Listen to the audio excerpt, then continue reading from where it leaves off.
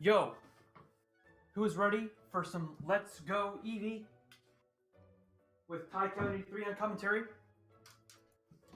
Pseudo Trainer hosting the Insaniacs Marathon. We also have Araya, Retrotato, Wartap, and Gym Freak on the race.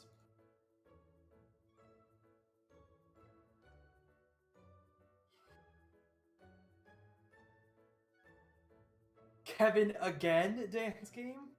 Yes, indeed, Kevin again dance game.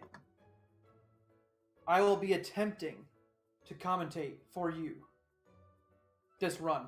Unique Senpai, welcome to the Insaniacs Marathon.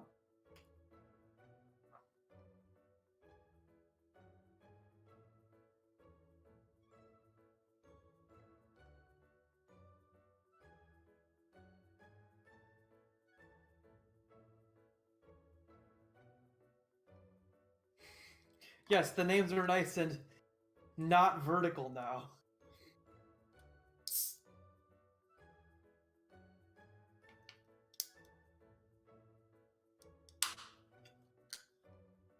Coming to you live from scenic West Michigan.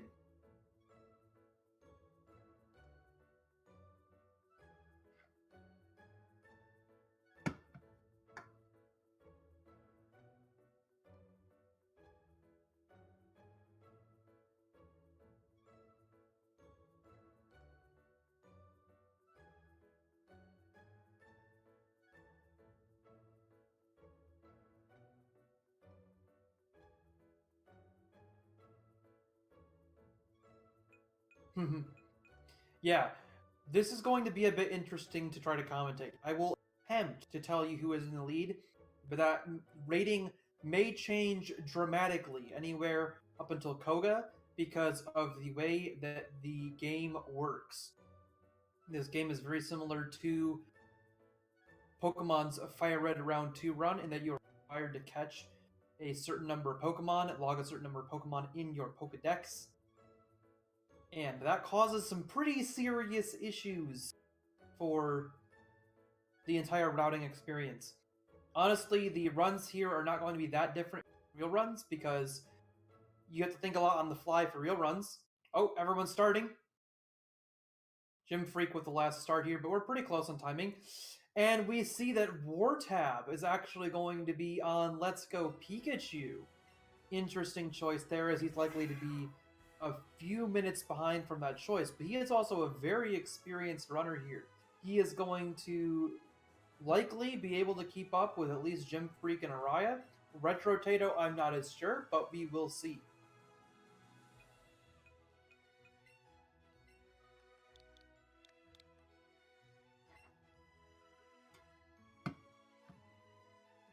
We also see Araya going with Dark-Skinned Woman, Gym Freak going with Woman Trainer, and Wartab and Retro, I believe, going male trainers. Now, the choices for skin color and for gender are completely irrelevant to the run. That is entirely scenic and should not affect timing whatsoever. So that's just personal preference from the runners.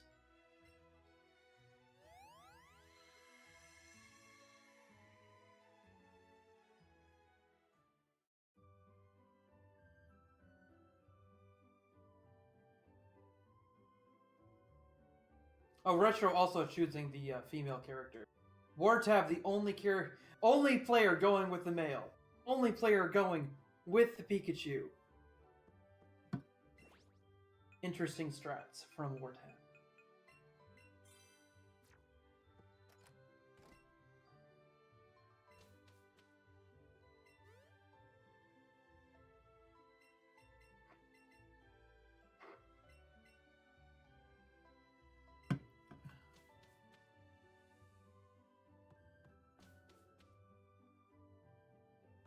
Retrotato taking a slight lead here through the intro mashing and menuing.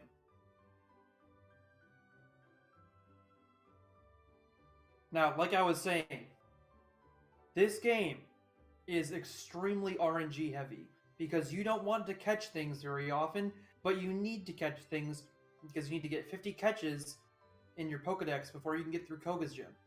So I'll be trying to explain some of the logic with when they do catches as the run progresses, and I will try to explain who is doing well and who is not doing so well with the catches as the run progresses. Yes, you are required to use the Joy-Con run because you need to use motion controls to gain extra experience from catches.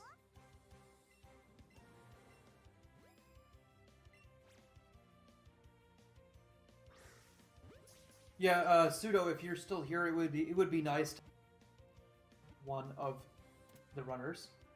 Oh, okay, I see.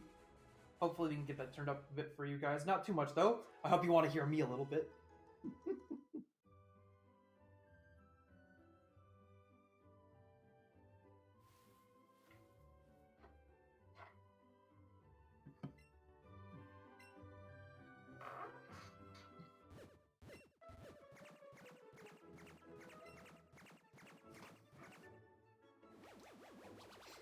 Jim Freak and Araya are on like the same frame right now. It's big how synced their runs are on screen. But Retro is keeping that slight menuing lead from earlier. Araya's stream is taking control. Awesome.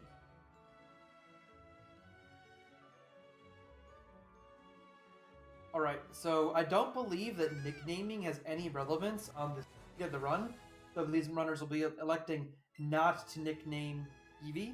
The text speed does not affect the number of frames the game takes to progress.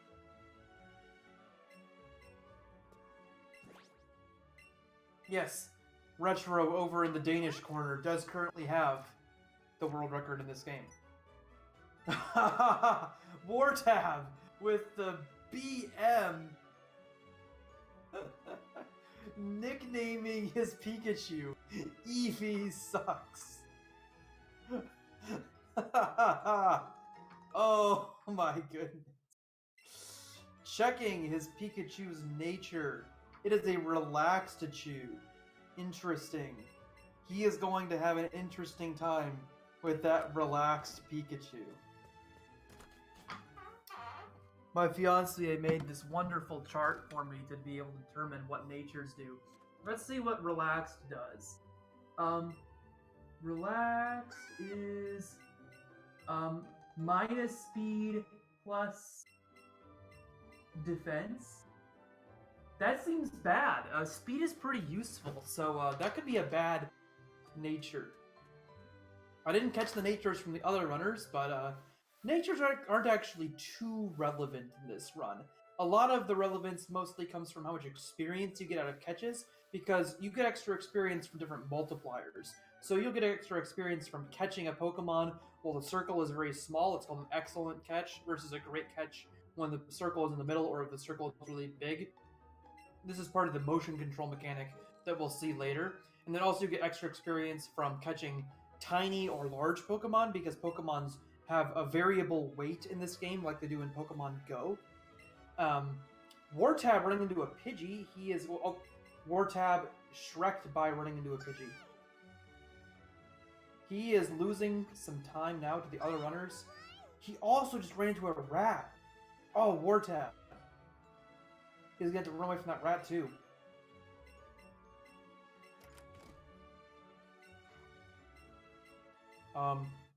Wartab? Oh! Wartab. Well, this is unfortunate. On the other hand, Araya, Retrotato, and Jim Freak keeping pretty even time here. They are going to be in decent shape. Let's see how their Pikachu battles go.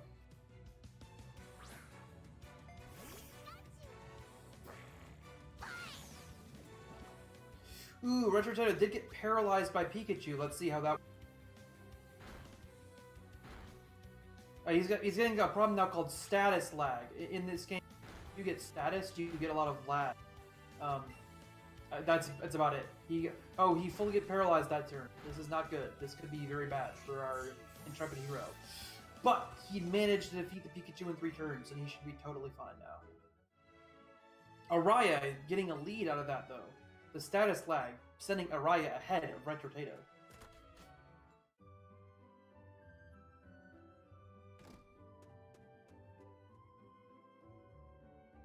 Oh no, Pseudo, please.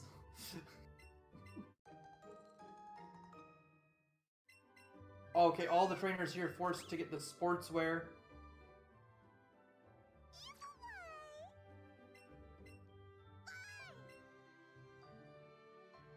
But they can just leave that cutscene and move on. So none of the Pokemon here are going to be caught on Route 1. Once we use a lure, it guarantees that any Pokemon we see are at the max level that they can be for that area. And one of the things that factors into our experience gain is level. So we've got level, we've got the size of the Pokemon like in Pokemon Go, and we have the quality of the catch. If it's a great catch or an excellent catch. So the trainers are going to be delaying catching any Pokemon until they can get a lure that is on the ground in the forest. And then, after using that lure, they're going to get massive amounts of experience and hopefully quickly get to Brock. Because they need to hit level 10 before Brock. And they need to be able to get double kick off of.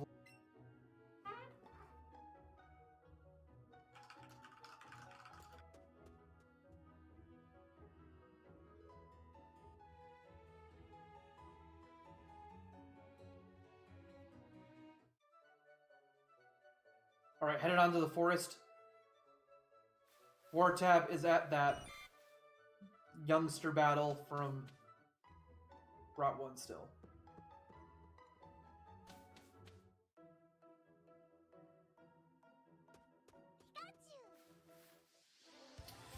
Araya opting for an early Pikachu catch. So Pikachu is one of the rarer encounters. You might not get any experience from it if you don't catch it immediately. So he is opting to catch it now instead of risking catching it later at the end of at the end of the forest. He's also using a Raspberry to try to increase the catch chance. His Raspberry did not help him that much, so he is simply going to continue using Pokeballs. I like using the Raspberry here in a Marathon strat, but he got kind of punished because now he's not going to be able to sell that Raspberry for money. We typically sell most of our Raspberries and Pokeballs after Brock to try to get money to buy Great Balls, because Great Balls are so much more consistent than Pokeballs.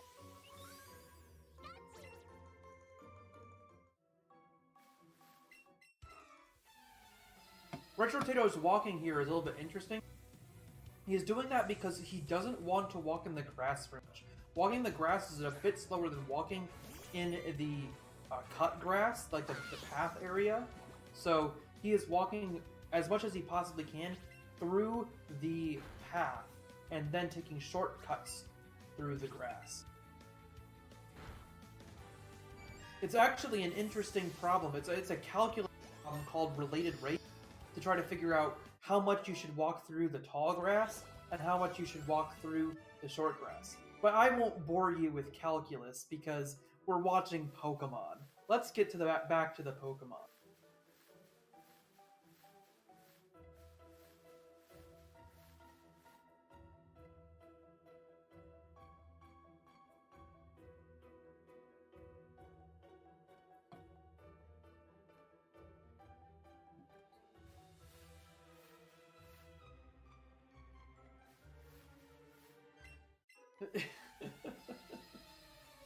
Wartab seeing a Bellsprout, which is very rare in the forest, collecting it.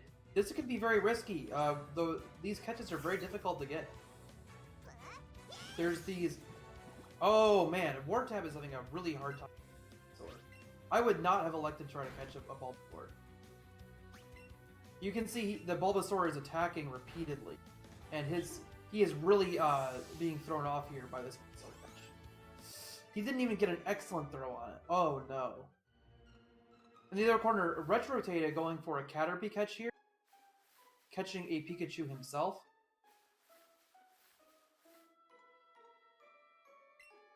Yeah, the Pokemon counters would be too small here, I think. Oh my goodness, got an extra tiny Caterpie catch there. So that's a mechanic in this game. The catches are not only can they be tiny and large, they can be extra tiny and extra large, which gives an even larger multiplier. And that's all just based on the RNG of how heavy they are. Similar to the actual Pokemon Go game.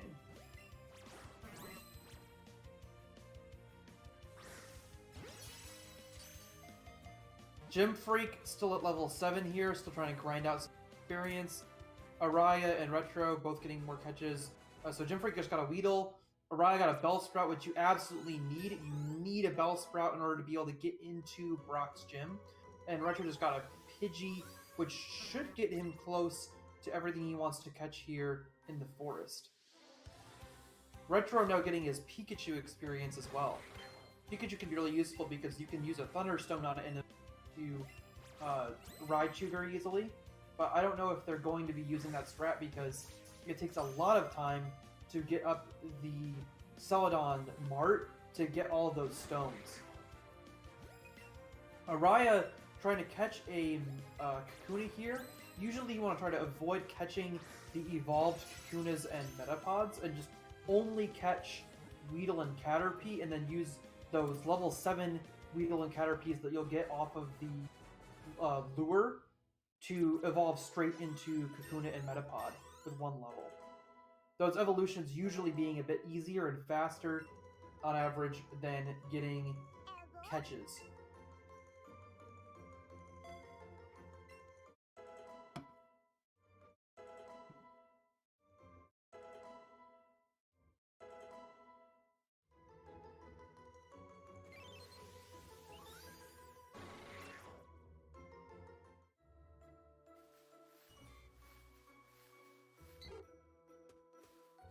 So Retro just got that Metapod evolution that I was talking about.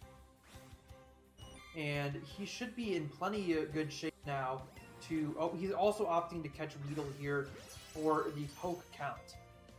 He doesn't need the experience so much at this point. He should be totally fine on experience for Brock. But he is opting to use a Raspberry and get that excellent throw on it. Hopefully he is going to have a very consistent one-ball throw now on the Weedle. Yes, he caught that Weedle in one ball. He should get a lot of extra experience. Maybe he'll even be level 11 going into Brock. Oh, he's more than that, I think, even. He might be 12 already. I'm not exactly sure, though. So Araya and Retro Tato are both in very good shape. Retro is probably going to be going straight to... Oh, Retro still needed Bellsprout, though. Like I said, you need to show... or I don't know if I said this yet. You absolutely need Bellsprout. More than any other Pokemon, you need to get Bellsprout because you need to show Brock a Pokemon that is grass type to get allowed into the gym. Is Gym Freak opting to catch stuff in this little route here after? It looks like he might be. Yes. Gym Freak opting to reload the route after Forest to try to catch stuff. Is that a level 9 Caterpie? Wow. I didn't know those were that high level there. But yeah, he's going to have a harder time catching the higher level. This could be difficult. Okay, he did catch it on the second ball. You also get a multiplier out of the first Pokemon ball thrown, so that adds some extra RNG to things. So Gym Freak's still needing to do one more catch probably because he missed that first ball throw.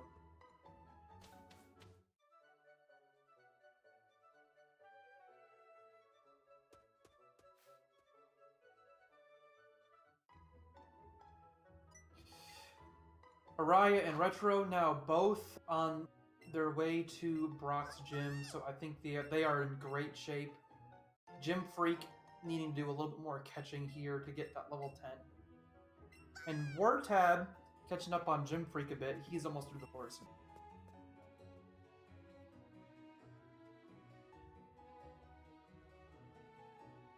So I didn't know this. I'm interested now. There might be a better strat to through the forest, but It is so difficult to route this game. This game is extremely complicated because if you go for those higher level pitches, it's going to be less consistent catching them because of the higher levels.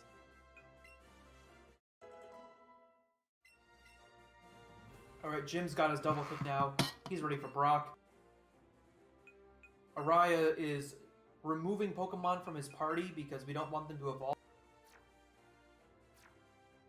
You want to minimize level ups to only things that will evolve.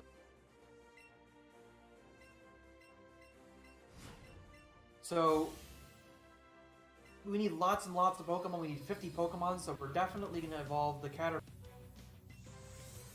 2 evolutions, Butterfree and Kakuna, but nothing else gets evolved more than once in the whole run, optimally. Now that we have Double Kick, it's also super useful for beating these trainer folks.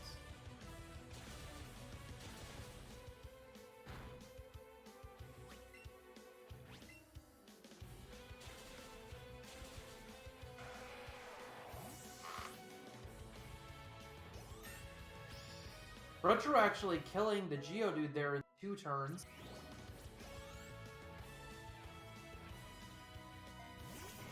So he made up a little bit of time on Araya there. They're very close. Very neck and neck here. Selecting Tail Whip.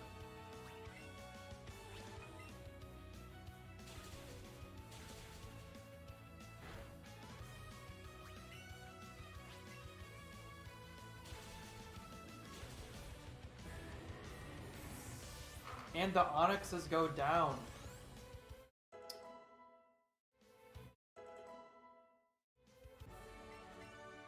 Wartab switching into Oddish to beat Brock. Probably going for a consistent strat there, since he can use Absorb on the rocks.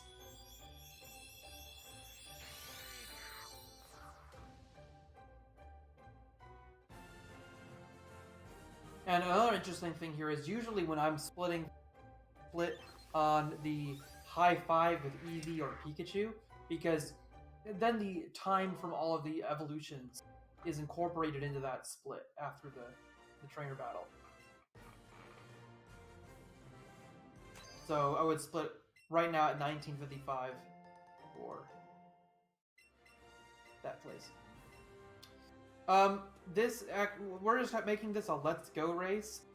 We actually have the same category in Speed and Pikachu at the moment. So Wartab opted to do Pikachu just for the memes, apparently. Oh, also, I don't think Wartab knows the Eevee run as well.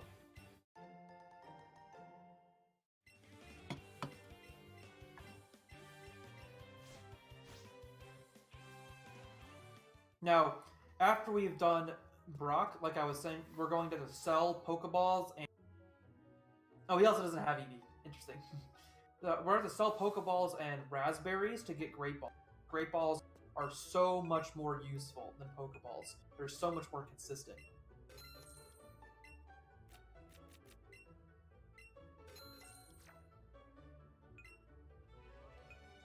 Araya not electing to sell too many Raspberries, though, because it really needs a little bit of consistency from them for a race like this.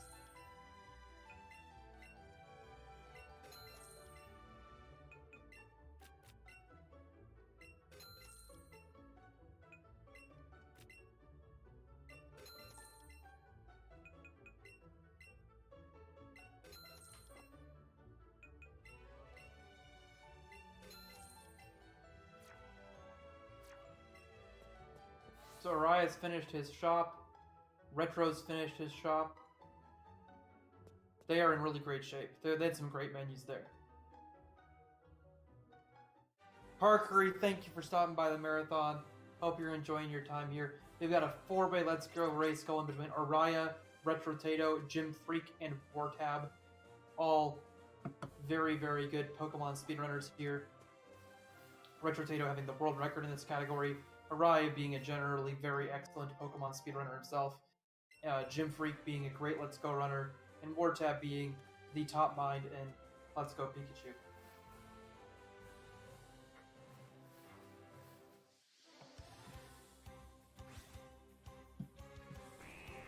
Araya getting an Ekans. This is a very fortunate catch here.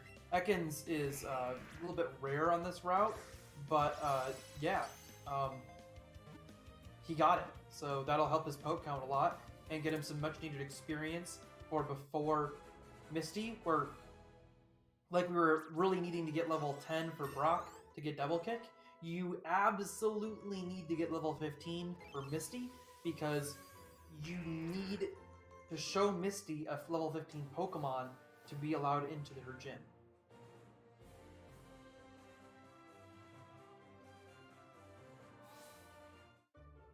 Araya and Retrotato buying the Magikarp. Buying a Magikarp is very quick. It is, from what I've evaluated, faster than catching a Pokemon. So even though we probably won't evolve the Magikarp, it's fast to buy the Magikarp. Shrimp Freak taking a little bit of time to look for that. Didn't see one, so he didn't get that luck that Araya got. Now Retrotato teaching one of the more important moves to the run, Headbutt. Headbutt has 70 base power and is also Stab on Eevee, so he will have 105 effective power out of that Headbutt, which is very, very nice.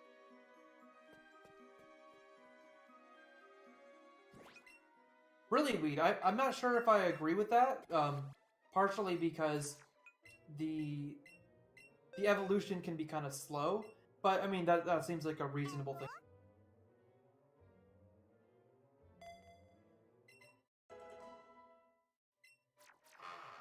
That's not something that I would immediately... Okay, Retrotato probably electing here to get the Moonstone and get the... what is it? It's a Moonstone and Rare Candy. So, let's see. Oh, he's also getting the Big Mushroom here.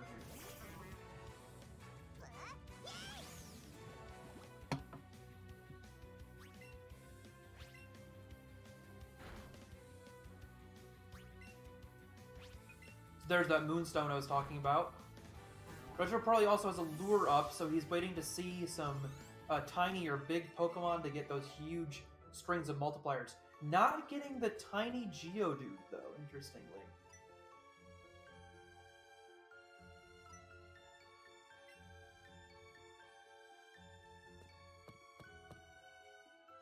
Yeah, there's a lot of different routing decisions that can happen here. The thing that I was looking at last time playing this game was using double kick to make the stretch between an Eevee and 3 Raticates, or I think it's Eevee, Raticate on Route 9 and 10, to make that a little bit more consistent, and you don't seem to lose anything out of it, so yeah, I was working on that, but it only works with plus attack natures. You would never be able to do that in a race. Now, Retrotato and Araya also opting to get the second Moonstone and the Nugget here for race strats, probably. I've seen Retrotato skipping this room a lot because these rooms are very, very slow, mostly because the time transitioning between doors in Let's Go is very slow. Load times are... yeah. Yes. I am Ty Kevin83. I am your commentator for this run. I have a 324 in Let's Go Eevee that is not on the leaderboard.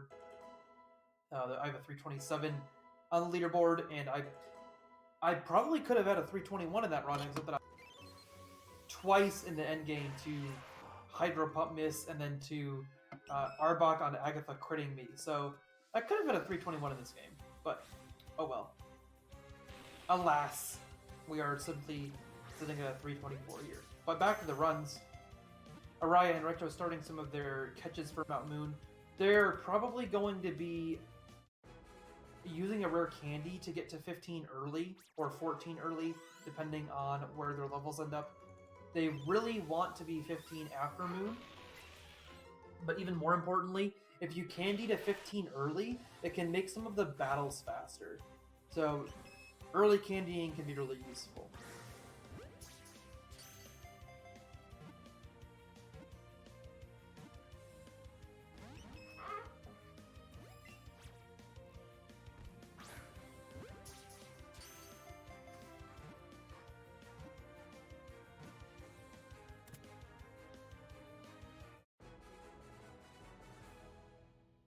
Mr. Dirt Plays TV, thank you for stopping.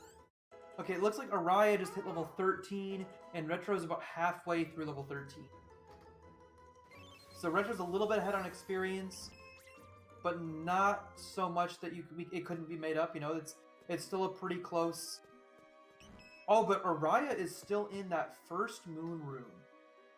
It looks like Retrotato has caught up a lot of time by what he did, where he focused on getting through the walk part of Moon ahead of prioritizing catches.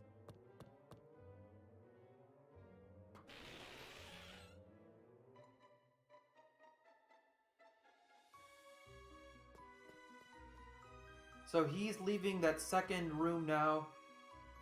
Oh, he's actually reloading a room in Moon to see what he gets out of... He might be looking for a Paris? Yes. He was looking for a Paris, and he got his tiny Paris there. And it's level 11. That's pretty good. That should get him a good chunk of experience.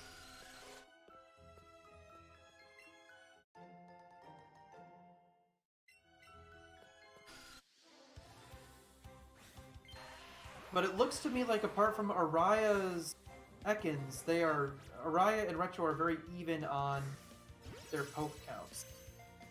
So, Retro, I'm wondering here if he's even going to use the candy. He's almost 14 already before even getting to the first trainer battle after these Moonstones. And so he has a lot of trainer battles left. He might not even need to candy to get to 15 for Misty. But he might also want to candy early here and waste some experience, just so that he has 15 early for some of the trainer battles.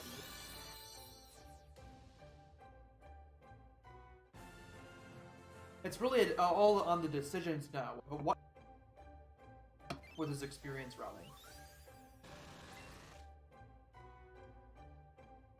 Now, most of the moon time is actually spent evolving a lot of the costs. So you Moonstone a Clefable if you get one. You gotta finish evolving Metapod and Kakuna to Butterfree and Beedrill. You gotta do a lot of menuing to take them out of your party after you get the evolves. So it's a pretty complex moon, and most of it doesn't actually have anything to do with the battles or walking in Moon itself. Wartab getting a first ball Onix. That is really interesting. You can actually ride Onix, but it doesn't provide any benefit because it's really slow. The ride Pokemon are not universally the same speed. And Onix actually is only about the same speed as walking.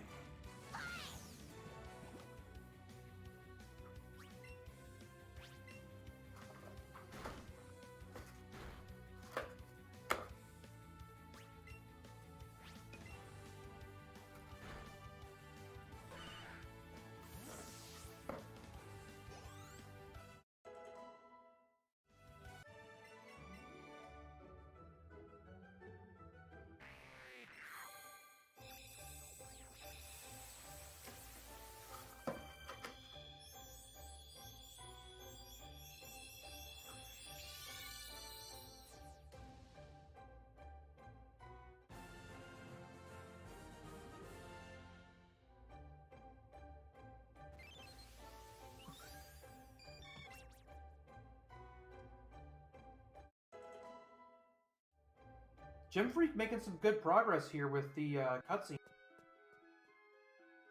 He might actually be ahead of Retrotato and Araya now, at least in terms of... But I don't know how good his experience is.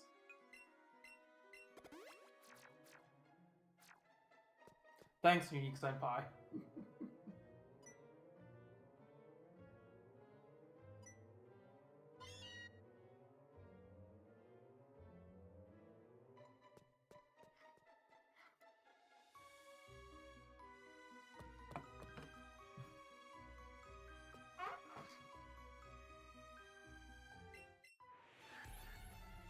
Darn, I'm having a hard time actually reading the text to see what level the Eevees are right now. Tiny Clefable. If Jim Free catches this, it would be extreme. Oh, it's only level 6. This is not going to be as experienced as he would expect because of the level. Oh, he did hit it, but he didn't get a good throw and rate or on it, so it might not be a good catch. Oh, he did catch it. Wow. Okay, that could be a decent amount of experience. Only 227.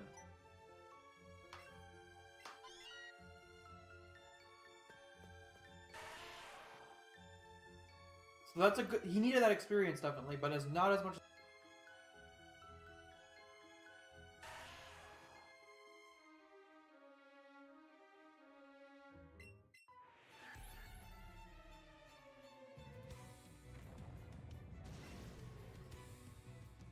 All right, Jim Freak getting the Beedrill evolved out of that experience.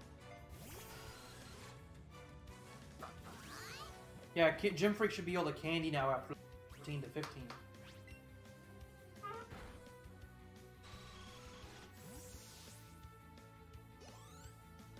Alright, Araya is through the Zubat encounter. Retro is on the Magnemite. Ooh, easily killed it in 2 kicks. Excuse me, guys.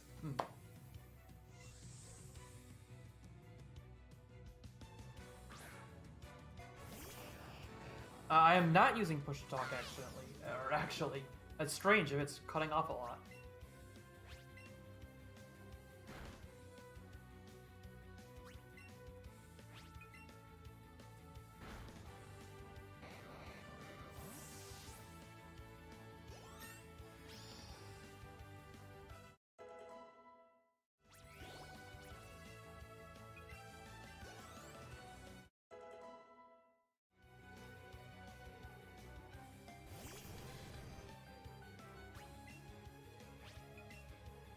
So, Retro Tato using a new strat here, he is, instead of teaching Headbutt to Bellsprout, using Butterfree's Gust to deal extra damage.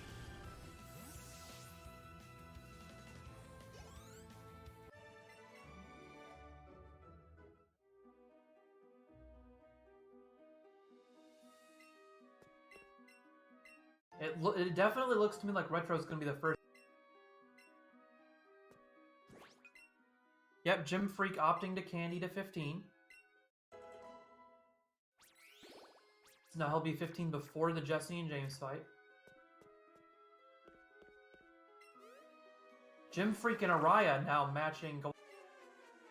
And Wartab behind the...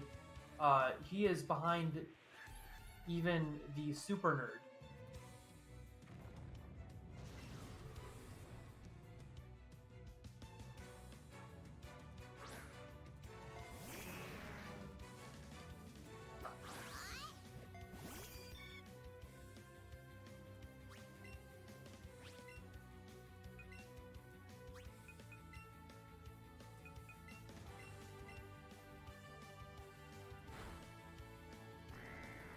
Ooh, Retro did find that Ekans after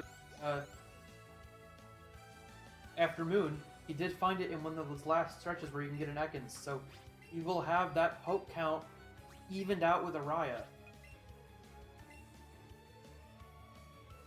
That'll also... He is level 16 before even going in to Misty's gym. That is a lot of experience that'll put him in really good shape.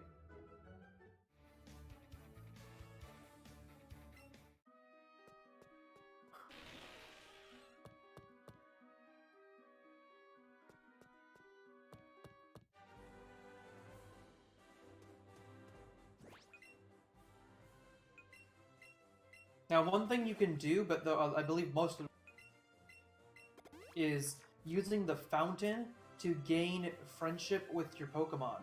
That was something we had thought of doing, because increased friendship actually lets you do increased damage in this game. But the amount of damage you get out of it for using the fountain is way too marginal. It's not relevant at all. So we do not use the fountain. It takes too long to go through the fountain cutscene for the very, very minimal amount of damage increase you get.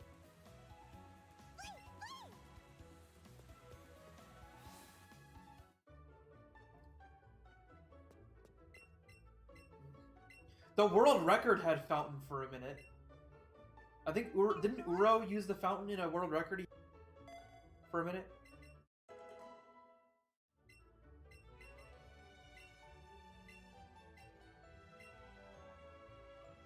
Araya is really not doing bad though. Araya and Jim are in shape. And Retro is only a little bit ahead.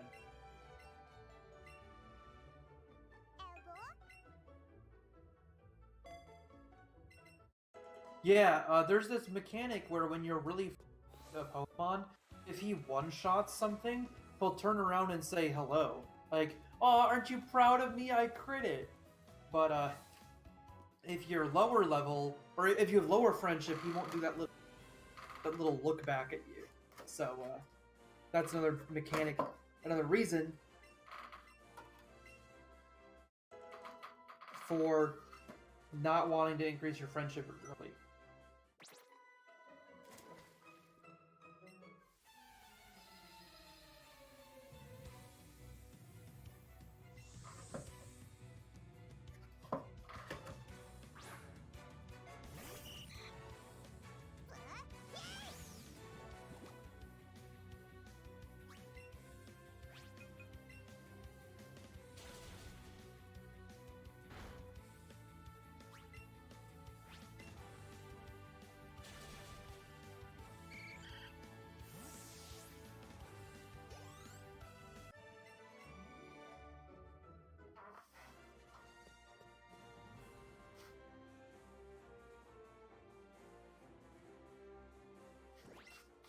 Yep.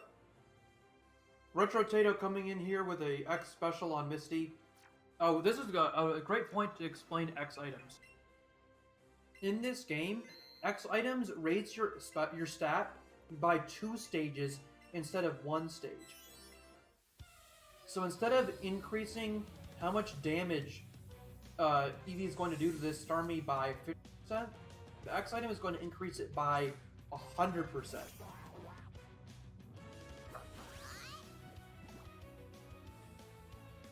And a neat little strat also with Buzzy Buzz is that so you can use it on that Starmie, outspeed the Starmie on turn 2 after the Thunder Shock.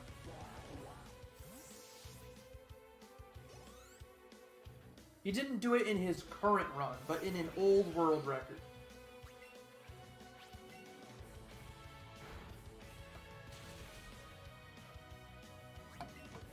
Before we realized it was terrible.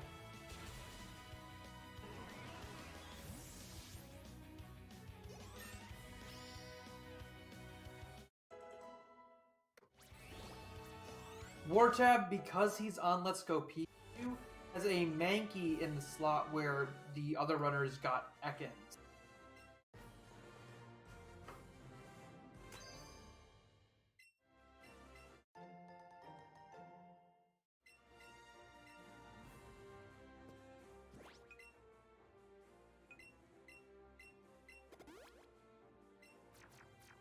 Araya electing to heal a bit before going into the next fight. You can be slower than Pikachu and have some issues with health.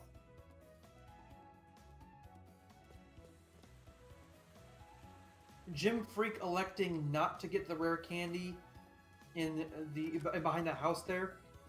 That exists in Pokemon Yellow and it also exists here, but because the doors are so much slower walking through in Let's Go, getting that rare candy is not always going to be worth it. Araya is going to be getting it for safety.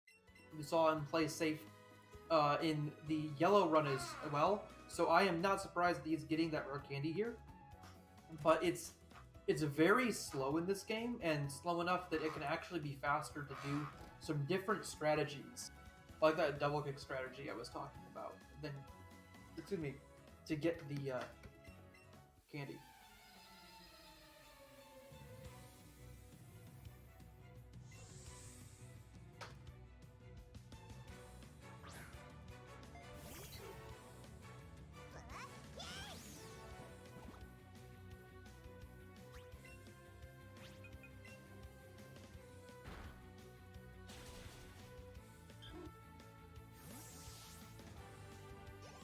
So now that Retro Potato is through Pikachu, he's a very safe bridge. He doesn't need to worry about that much else.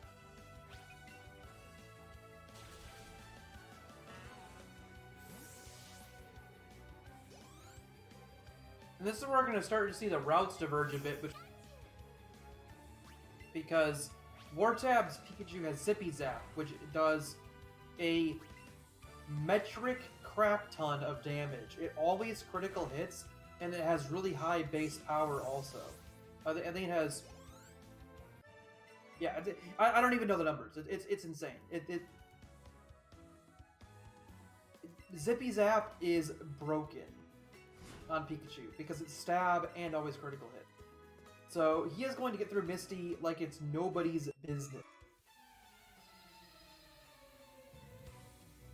But on the downside, Pikachu does not learn such a versatile set of that Eevee does in the Cerulean Center. It only learns Zippy Zap, whereas Eevee learns a fire move, a water move, and an electric move.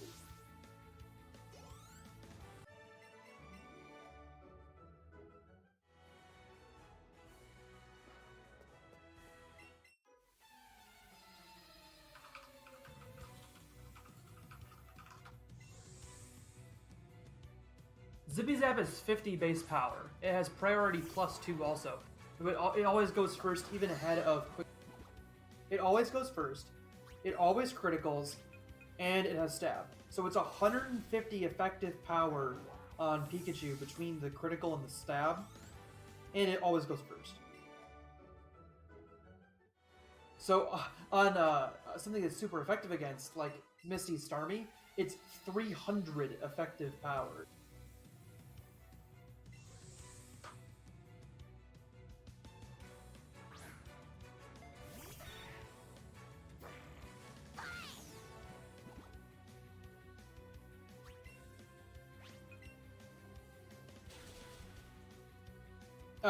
In comparison, Buzzy Buzz that Eevee can use on Misty Starmie is 90 base power with super effective, but it has 180 effective base power.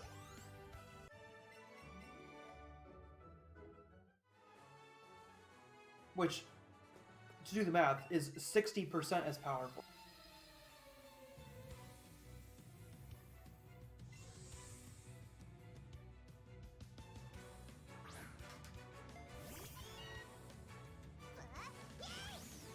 Retrotano through the bridge now. He is probably going to be catching some things in this little patch of grass on Route 25, I believe it's what it's called.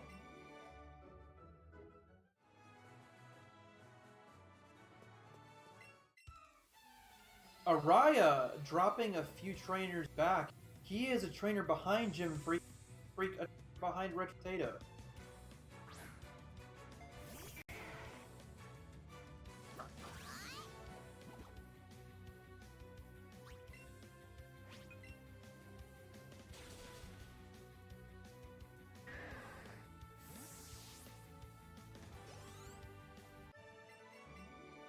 Yeah, if it had like Floaty Fall early, that would probably be super good, right?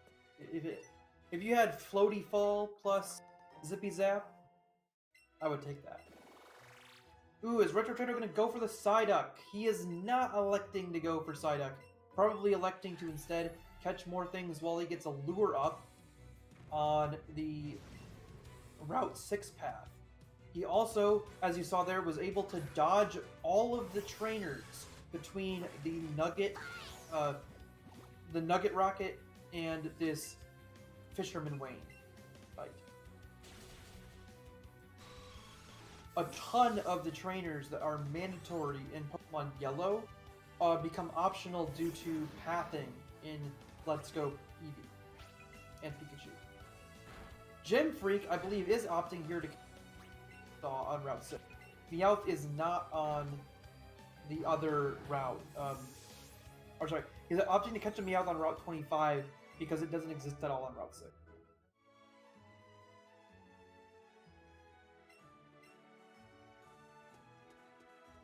Let's see what Gem Freak also going for Venonat. I think that's the same situation where it does not exist. Route 25. Araya going for a tiny Psyduck that he saw. And you can see the new version of the build cutscene here. Now, this is another instance where in Let's Go Eevee, you can actually turn off cutscenes. But cutscenes only referring to strictly movie cutscenes and not cutscenes that involve text. So part of this cutscene involves text here. He has to go through that. And then once the cutscene transitions over to a full cutscene where it's simply a movie, he can press the plus or minus buttons from the Joy-Cons to skip the movie.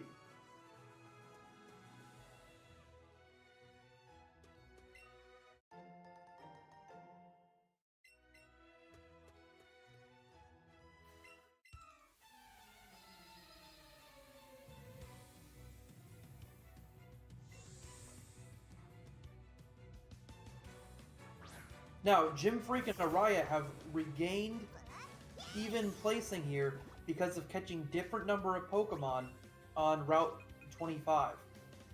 I think Gym Freak may have caught up a little bit in the poke count, and so is now probably closer to actually being even with Araya. But Retro continuing to blaze ahead with his extreme consistency. He got a very, very lucky start in Brock with that 212 experience Caterpie.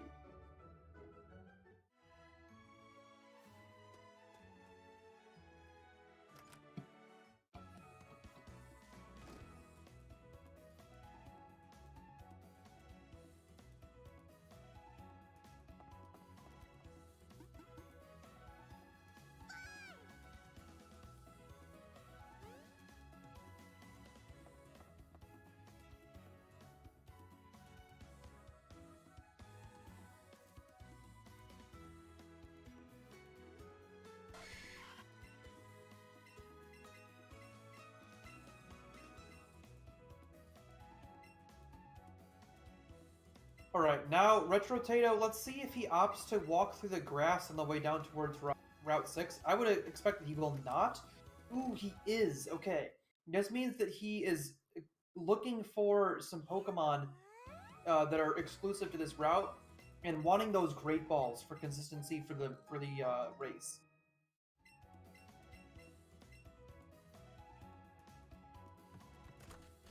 It's probably the restream.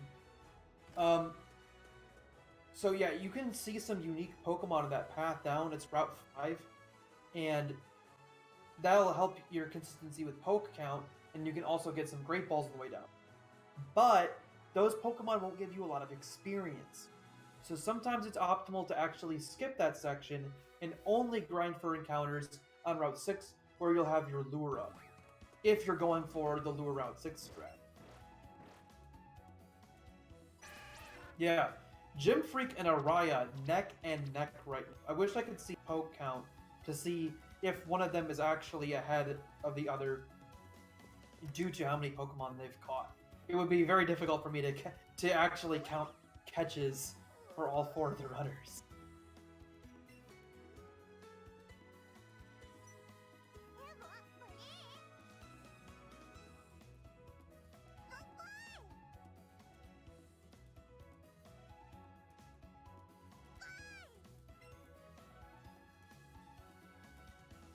So Retro Potato got the Nugget underground.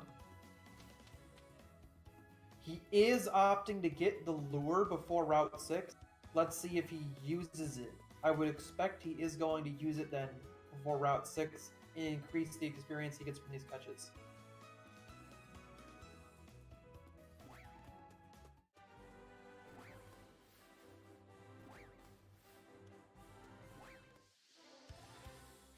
He is getting the Route 6 candy there. You can see where that candy... Araya finding an Abra useful. Abras evolve quickly into Kadabra usually. You can make them stop moving with Canabberry. And... yeah, actually I should explain the berries more. So Pineapple Berry, if you use it, it makes you more likely to get an item from Pokemon. Like, get more Pineapple Berries. if you use an Berry, any of the Pokemon that move around a lot will stop moving. And if you use a Raspberry, it makes it more likely for you to catch a Pokemon. And an interesting mechanic with Abra in this game is where Abra is notorious for being difficult to catch in Gen 1 because it will teleport away. The way they kind of replicated that for Let's Go is if you walk in front of an Abra's vision, it will run away from you. So in order to catch Abra, you actually have to walk behind it to encounter it.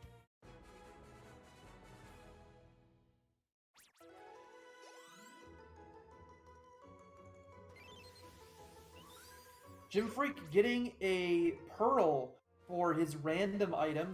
That first item you get in the Underground is random. Then getting the guaranteed nugget. Let's see if he also opts to get that lure I was talking about. He got a second RNG item, a Pretty Wing. It looks like Gym Freak is skipping the Underground lure. He does not want to lure out 6. Another interesting decision. It does take time to use lures, so the experience sometimes isn't quite worth it. Is he going back for it? He is! Gym Freak actually wanted the lure, but he forgot it, so he's going to return and get the lure and use it before Route 6.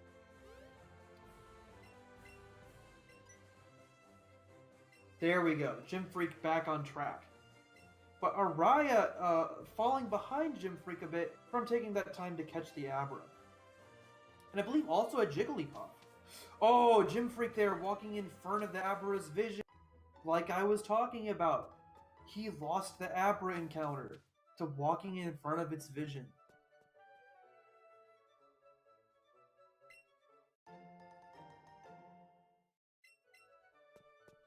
He is going for this tiny Pidgey encounter. That should get him a good little bit of experience. He might also be able to evolve it to Pidgeotto. Retrotato getting a Jigglypuff for himself in Route 6. And you can also get a Vulpix. I believe I've seen some here.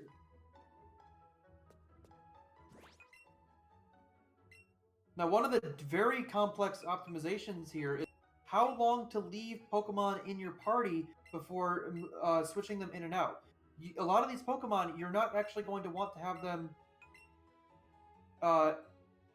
evolve. So there's this very complex decision-making process with when to take them in and out of your party so that they don't level up and they don't evolve. But some of them you do want to level up and evolve, so you have to leave them in. So then you wouldn't want to menu because you would need to leave those in. So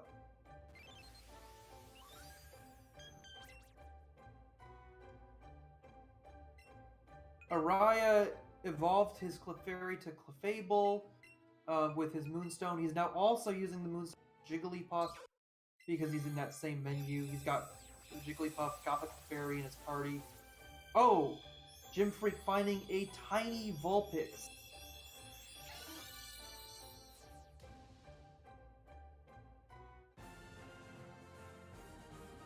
Retrotato deciding to return to get a large Rattata.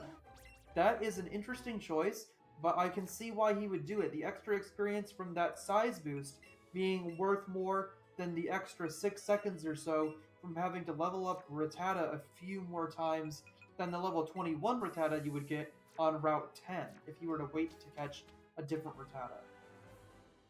So now he's got level 19 from that Rattata catch. Gym Freak opting to catch a Rattata also on Route 6. It is not a bigger size, but he just wants the experience, it looks like.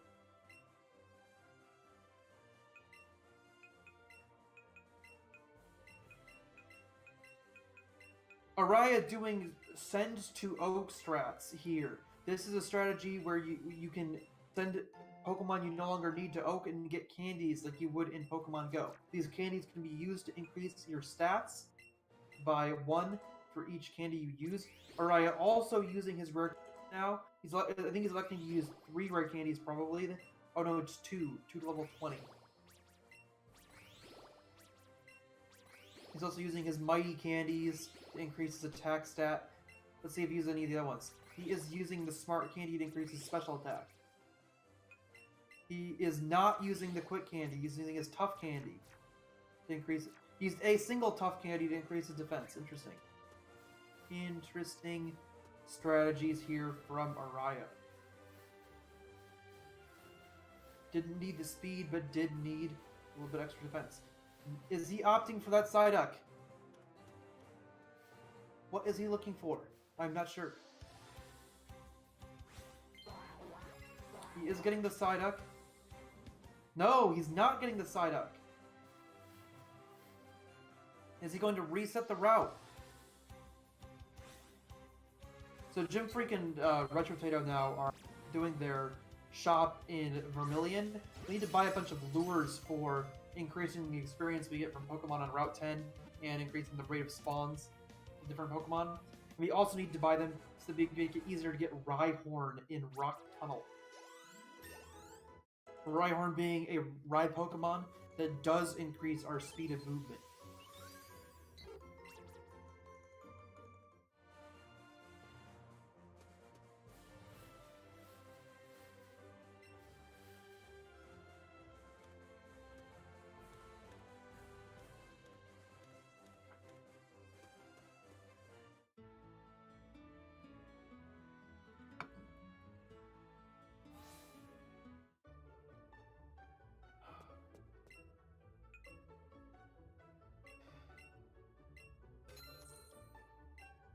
And Jim Freak and Retro Tato are now on.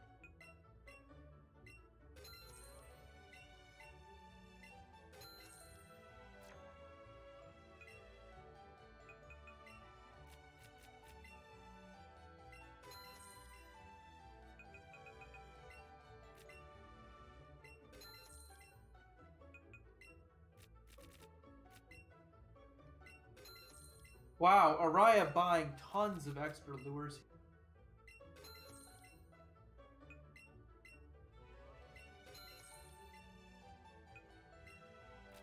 Looks like Araya is just being very safe with his item buy. Making sure to buy extra of most of the stuff he needs.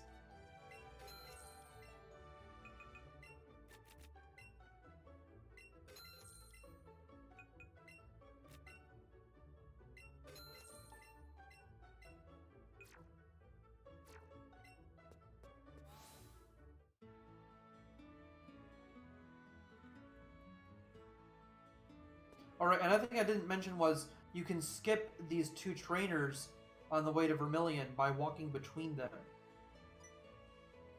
Whereas in Pokemon Yellow, we had to fight the trainer on the right side. And actually, both of them are positioned on the right side, so fight both of them.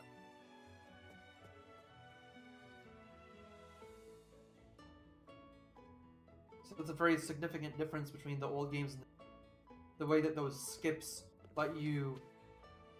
Even though they've rearranged the trainers, they let you skip lots of battles.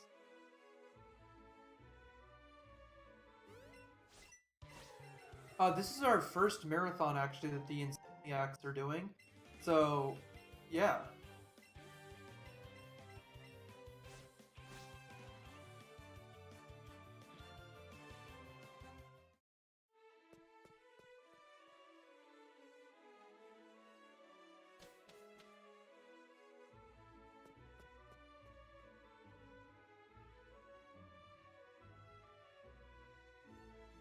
World record is likely not possible from here in a race setting, but I wouldn't, I wouldn't completely discount it.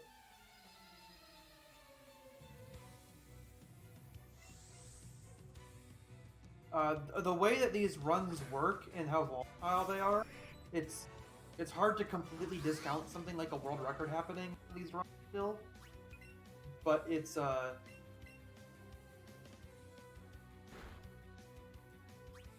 yeah, it would be difficult.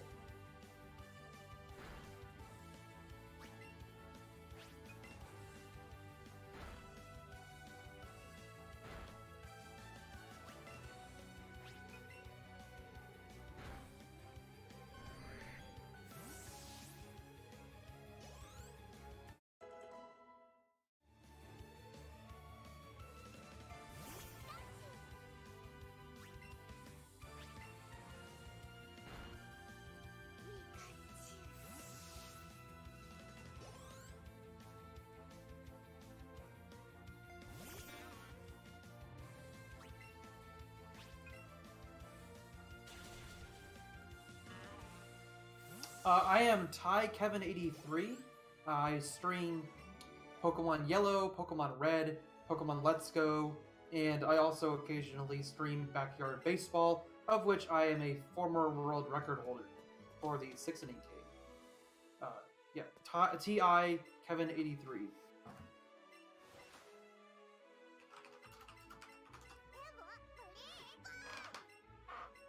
And I also am a tasser, so I play Pokemon Yellow in TAS, so that's using tools to beat the game for me.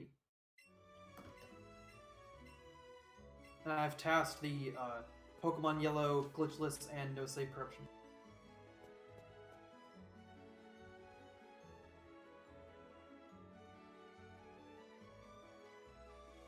Thanks, dude. Alright, what's going on now? Retrotato is on his way back to Route 9, where we can continue progressing now that we have cut from the dude on Ethisan. I love, by the way, the captain. The way he like hops in front of this bush is probably the funniest thing I've seen in the history of a video game. That chop down technique is literally hilarious.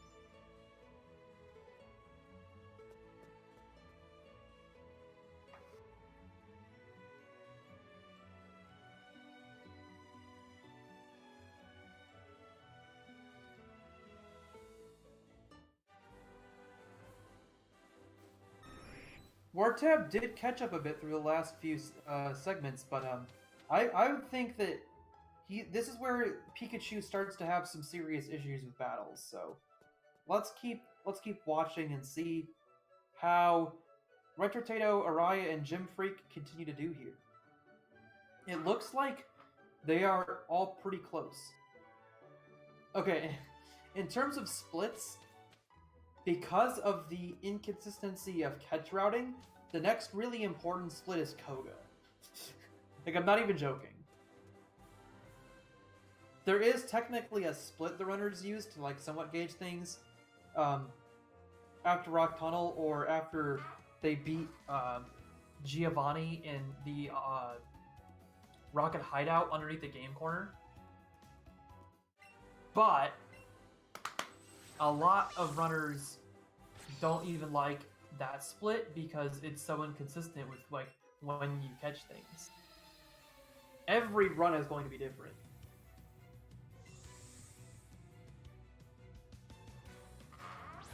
So right now, Retrotato being ahead completely changed. He's actually doubling back right now on Route 9 to catch this tiny... Is he going to catch the tiny Furo?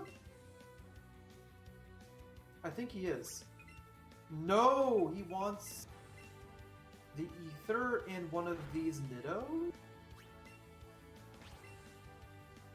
I think he wants one of the Niddos. I don't think he wants the... No, he doesn't want the Furo. Yeah, he wants this tiny Niddo. That's why he came up. So he's losing a lot of time in movement here, but he's going to gain some great experience out of getting a tiny Niddo right now.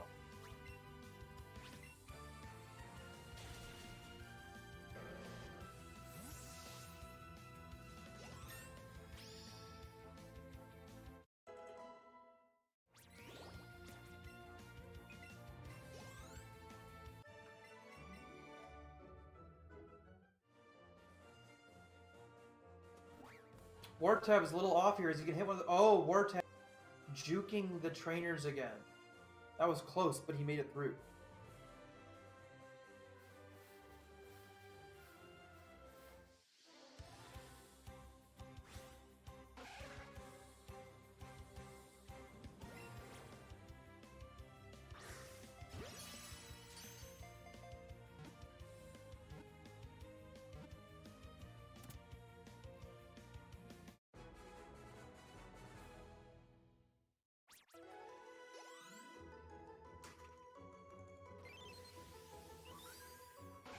So, Retrotato is showing the utility of Bouncy Bubble. Speed of full. So now that on these risky Eradicate fights, he won't worry about so much.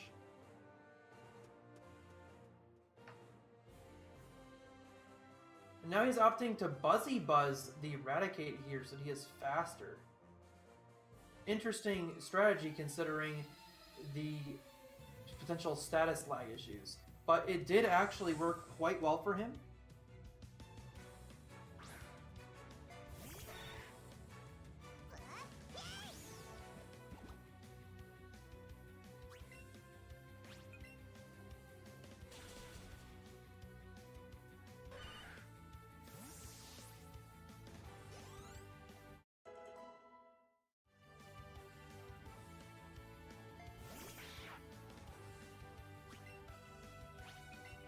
Yeah, it's really not possible to evaluate who right now.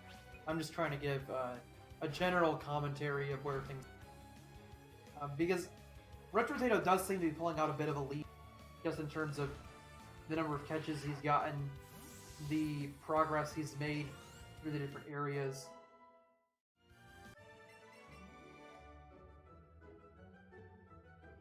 But Jim Freak and Araya are definitely not in that battle themselves.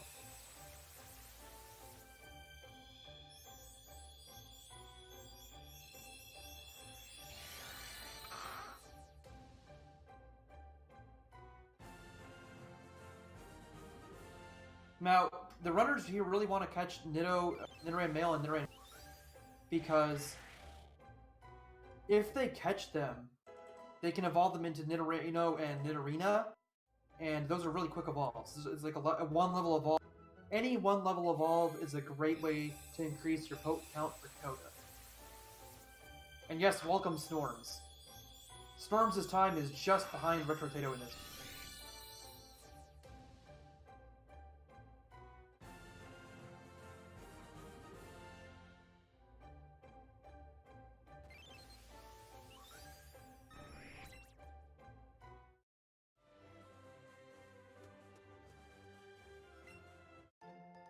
So we see Wartab fighting a Gloom with the Rattata. I feel like something might have gone wrong here.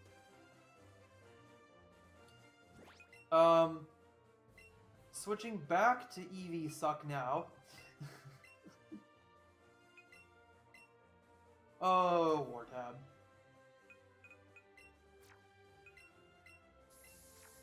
Jim Freak and Araya probably not opting to catch both caught Rattatas and are evolving them.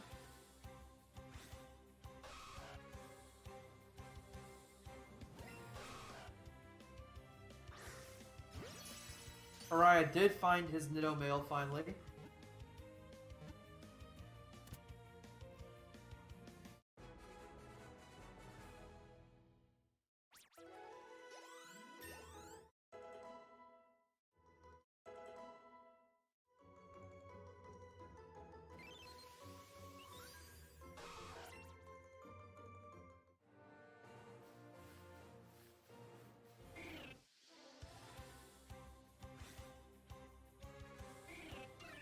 Another great Pokemon to catch is these Spearows, Araya, and Retro.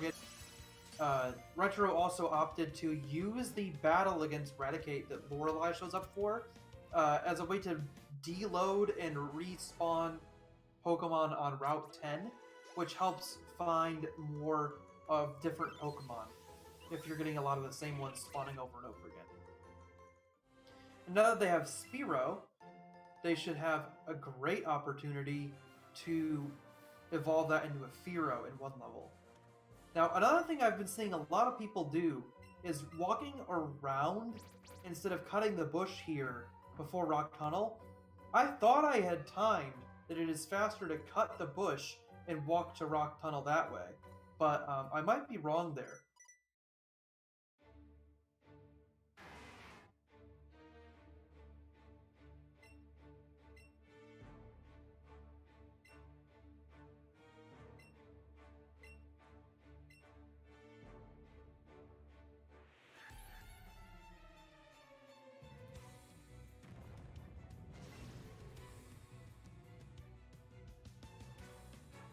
Then you can see Retrotato getting through some of Rock Tunnel now.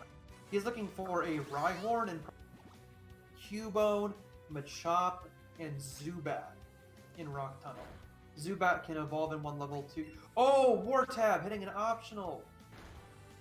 Wartab with the quick spin from Black Belt Is that Bryce? Ouch. But yeah, you can catch Zubat and evolve that and you can evolve Machop and Cubone in 4 levels.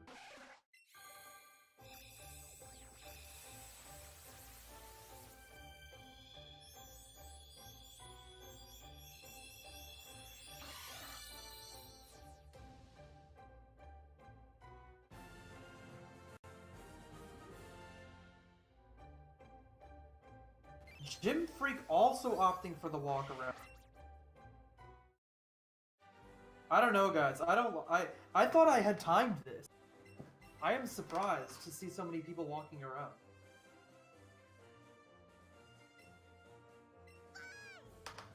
Especially with Gym Freak with picking up those Pokeballs. I know for certain it's faster to pick up the grass if you pick up the Great Balls.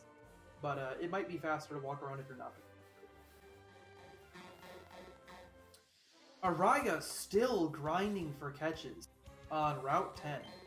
This could put him back in the short term, but might help him in the long term with his poke count. Retro did find his Rhyhorn. That'll be very helpful for his speed through this section of the run.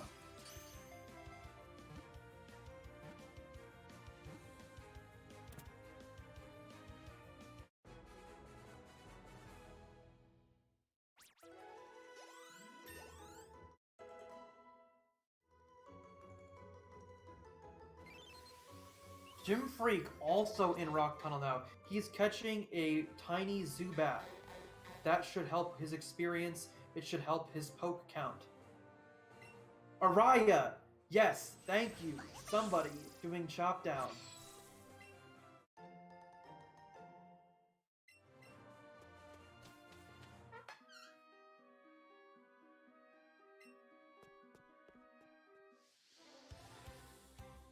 And Araya has Sonic Cubone. That'll help us poke him. Retro Potato going for a Graveler catch. These can be somewhat difficult to catch sometimes, but they also provide lots of experience. Oh, and perfectly timing for the excellent throw. He will be so rewarded if he gets... He does! Retro Potato with the huge reward play, catching a Graveler. That is lots of experience. 650 experience for Retro Potato. And great timing on the throw as well.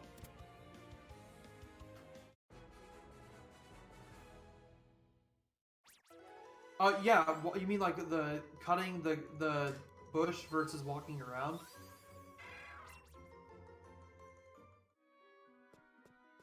I timed it with getting the Great Ball pickup, and it's like a second faster if you pick up the Great Balls to cut the grass and then keep walking through to Rock Tunnel. But if you cut the bush and don't get the Great Balls, I don't know if that's faster.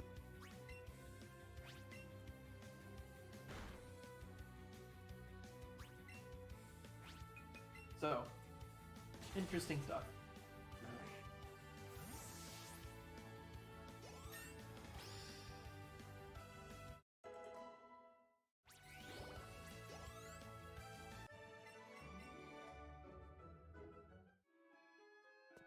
Thanks, Unique Senpai. Alright, what do we got going on here now? Araya is still grinding for encounters in Rock Tunnel. Retro getting BM from the Zubat encounter he's on. He did get a nice throw here. Gym Freak going for a Cubone in the bottom left. And Wartab just now getting through the rocket fight.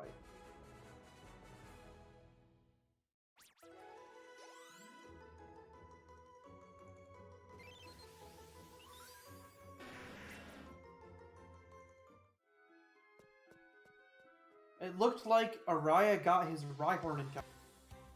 Speed of movement through Rock Tunnel. Araya also catching a Zubat now, so he can get Golbat easily with an evolve. Not very much experience usually, because it's very difficult to get a great or Zubat, and also it's the basic.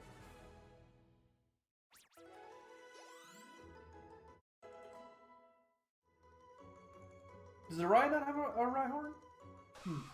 I might have messed up. Oh well. We'll see here soon who has Rhyhorn. I know Retro has one. And he's also through Kangaskhan now. That Kangaskhan can do a lot of damage, so the Sizzly Slide. We use Sizzly Slide to burn it, because Sizzly Slide always burns, kind of like how Buzzy Buzz always paralyzes, and Bouncy Bubble always siphons damage. And the burn cuts the opposing Pokemon's attack in half, which is super useful on things like Kangaskhan that can deal large amounts of damage. Yes, so Raya has Rhyhorn. He's swapping that in over his already evolved Arena, taking out other things that have already evolved, leaving in stuff that still needs to evolve, like the Zubat, the Magikarp, and the Spearow. I am very interested that he is evolving that Magic from... Yeah. I would say it's good to buy it, but not to evolve it, because it takes so many levels to evolve, but that is a questionable play.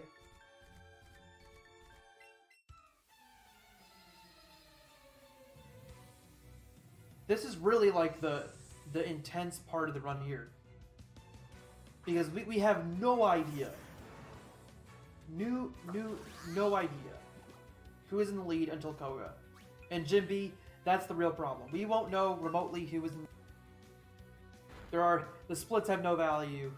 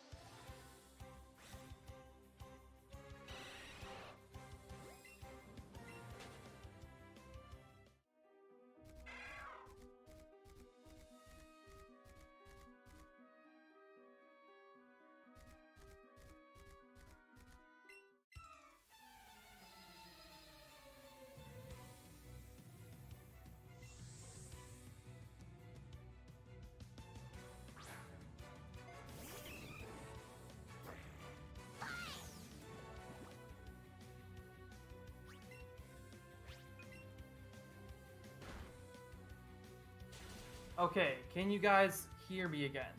Am I back on screen?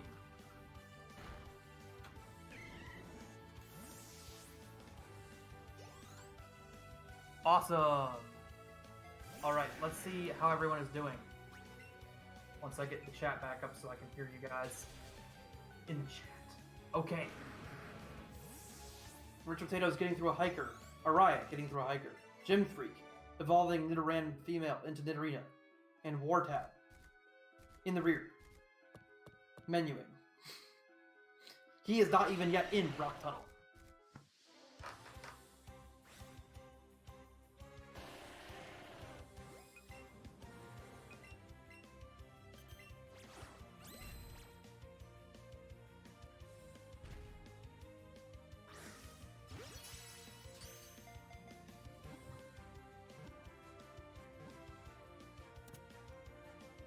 Ooh, Araya catching a Graveler for a good experience boost. He got, let's see, was that 655? Araya getting the same amount of experience out of Graveler that Red Potato did. Catching a bit on experience, but I believe Retro is in the lead on experience. He is in really good shape. Ooh, and they found a large Graveler. I wonder if they will, if Retro is going to catch the large Graveler just for the experience. I could see doing that, depending on what he's currently at. And what he wants to do with rare candies. Now here on this Sophia fight, it is critical to use an X attack so that you can kill Kadabra in one hit. The Kadabra that Sophia has is extremely powerful and will Shrek you.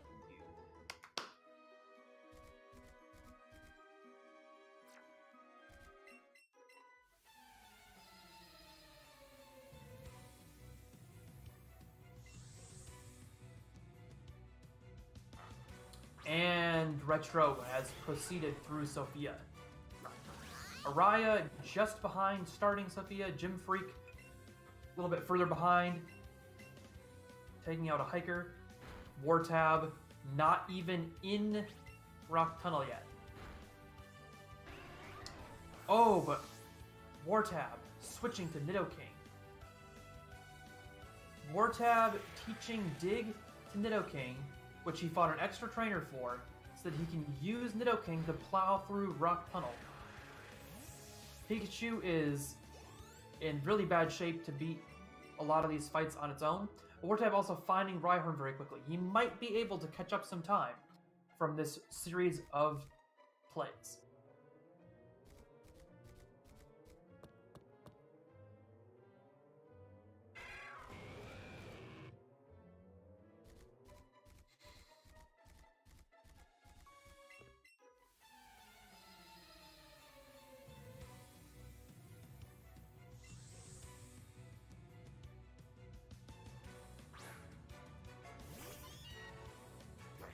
And using Bouncy Bubble on Picnicker Dana's Vulpix here, helping Retrotato heal back to full for the very dangerous rival fight that is coming up in Lavender Tower.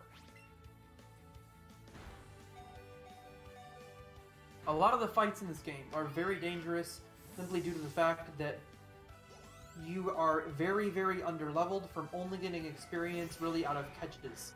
The experience from trainer battles is very, very little compared to catches. So a lot of your grinding has to be out of the catch strategies. So, you do make up for that a lot with the fact that you can X item to boost 2 stages instead of 1 in the other games, but really experience is quite helpful. Setting up X items costs a lot of money and it takes a lot of time, so it's better just to be able to kill things outright using extra levels. Wartap opting to try to catch a Charmander. They are very, very risky because they have a low catch rate.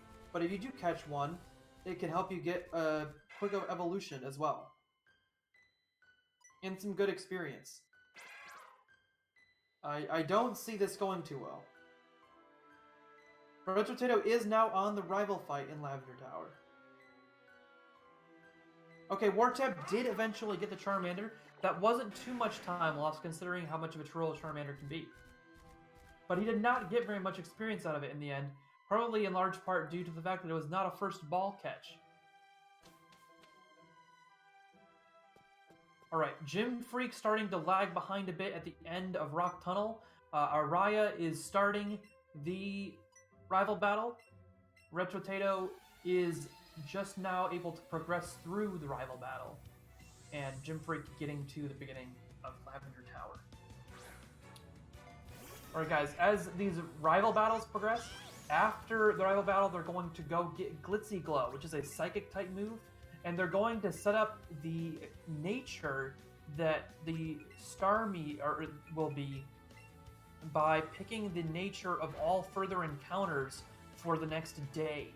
There's a NPC who will do that for you, a channeler in the Pokemon Center, and it will set the natures like that. So, hope you guys enjoy that. I'm going to be back in a minute.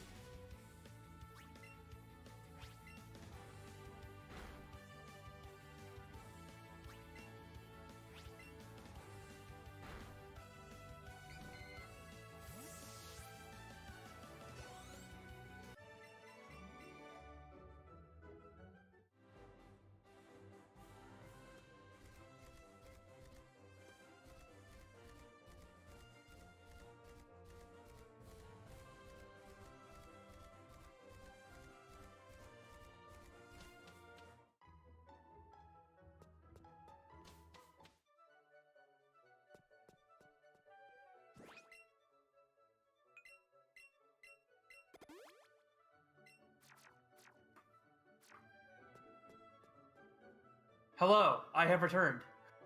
I am sorry. I was taking my midstream break. This is getting a little bit hectic.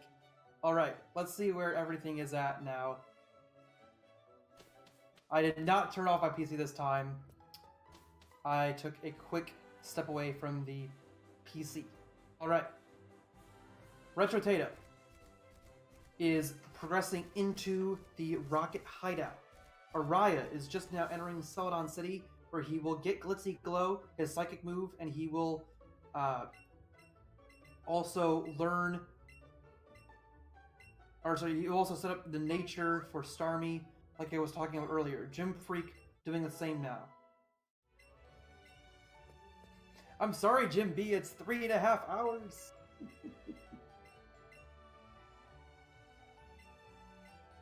Also, I did 2 hours of yellow right before this, so the pain.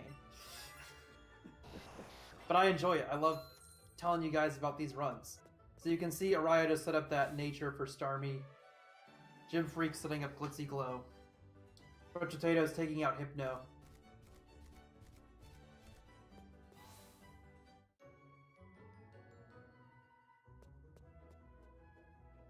And you can see also the moveset that Retrotato has selected for this section of run. He has Glitzy Glow, Buzzy Buzz, Bouncy Bubble, and Sizzly Slide. And what that means is he's going to be able to use Sizzly Slide on Persian and reduce the damage he takes from Persian's Slash, which does a lot of damage through crits. So, yeah. Good stretch there. Now, I think Gym Freak... Does Gym Freak not have a Rhyhorn? That would be unfortunate. Though he probably won't lose that much time out of it because he will be able to get a Ponyta and evolve that to Rapidash if he would like to. Araya opting to Sizzly Slide Eradicate to take less damage there. And now he's going to be moving on soon, hopefully. To... What's his face? Hypno. Yep. Retro also getting some evolutions. Oh, Retrotato must have caught a Charmander, because he's evolved Charmander into Charmeleon now.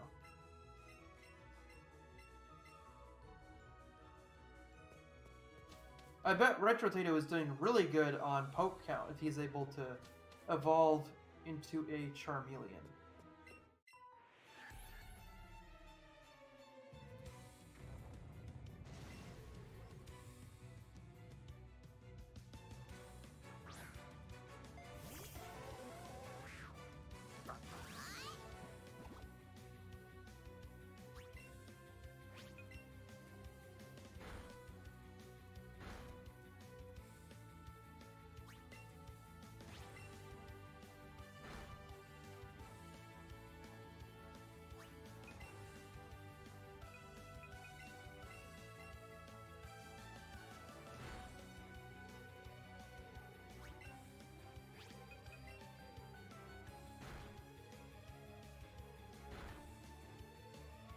Alright, we're about to see some really cool strats from Retrotato and Araya and Gym Freak.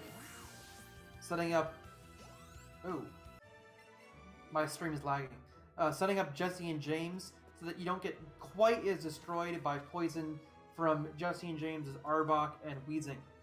Hopefully, they will be able to use an X special attack on turn 1 in combination with Glitzy Glow to do a lot of super effective damage. Ooh, Retro did die here, it looks like, and is now using Rhyhorn to finish off Voltorb with Drill Run. Now, this is not a serious problem. You have lots of revives, and also you can take a lot of damage on this fight, so... Oh, you can also get experience anyway if you die in this game for some reason, I think. So, he is really not in that bad a shape from that happening. He will just need to revive if he wants to continue using Eevee for... Oh, Jimby, you were so close! You missed the second number on Retotato's split.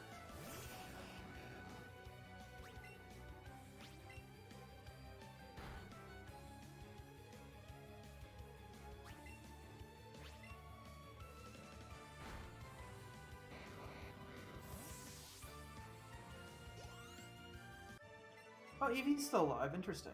I don't know what happened there with Retro. Glitzy Glow does lots of damage to Grimer, but you still have to use 2 attacks on it.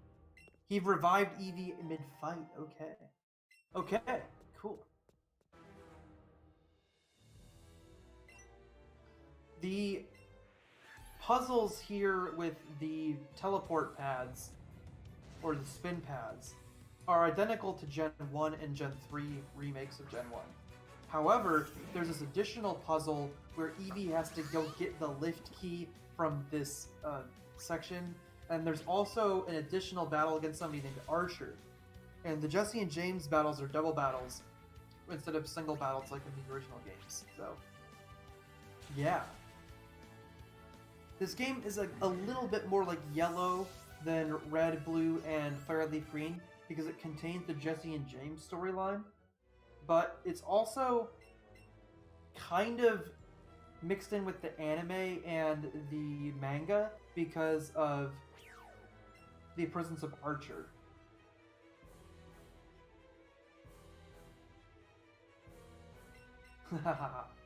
Cool.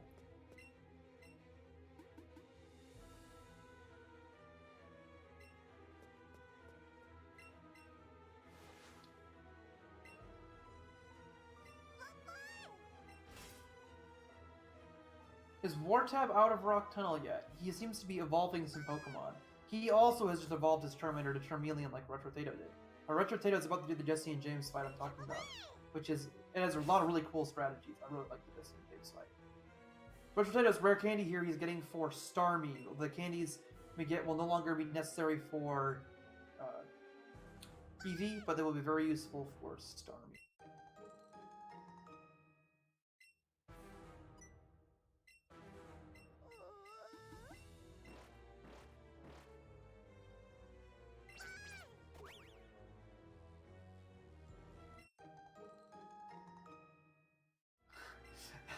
Jim B, I like that you left off Wartab's name in the second post.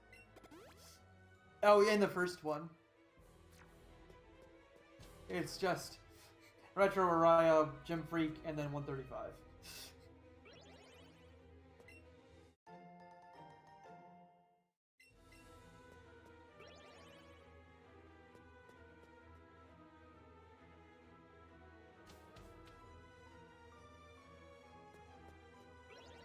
Another cool thing to mention is that with a 2-controller strategy, you can turn any battle into a double battle. So the cool thing about that is it basically lets you team up on a single Pokemon from the other trainer because they won't treat it like a double battle. You just get a support Pokemon, is what they call it.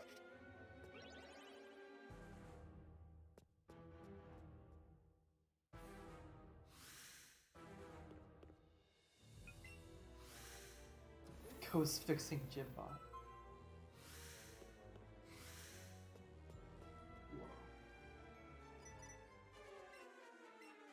So you can see that Retrotato was able to use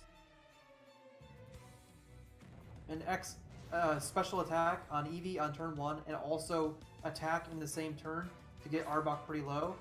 I'm interested as to why he's opting to not Bouncy Bubble the Arbok on turn 2 and instead use an item. He could use a Bouncy Bubble and set up his second X special attack on this turn. It's possible that he wants to make sure he's full before the other Pokemon attacked on that second turn. Add a little bit of safety for a race.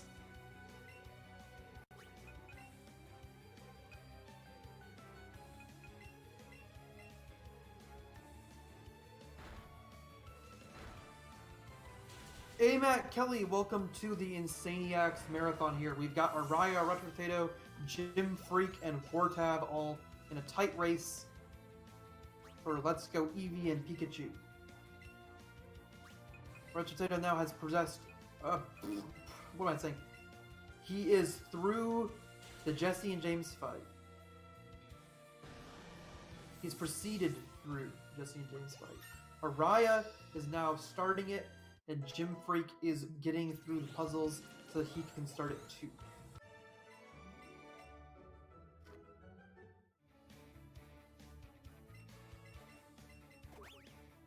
Let's see how Retrotato handles the Archer fight. This Archer fight is very dangerous, but it's made a little bit easier now by our Buzzy Buzz on Golbat that we can use to outspeed it. Araya opting for a save before Archer. That is a sensible strat, but often, Let's Go Eevee, you don't really need to save, because if you die, it's not that big of a deal compared to the other games. You have a lot of extra X items and revives that you normally wouldn't have in other Pokemon speedruns, so deaths don't usually require resetting the console to fix. But I could definitely see why of this fight of all of them would be an appropriate one to get a save in. It's very deep into the run, and it's very dangerous. It looks like Retrotato had a serious problem on the Archer fight here. Yes, it very much looks like Retrotato had some Archer trouble.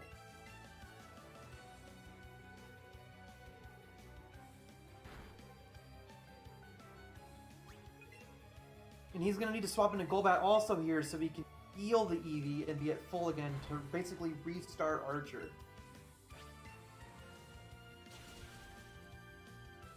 Araya has gotten through Wheezing. That should help him significantly. He should be able to get through the Golbat fight now without any issues. Let's see if he heals. No, he's going straight into Buzzy Buzz. It's a smart play.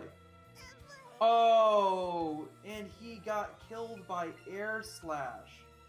Retrotato and Archer both having significant issues with this Archer fight.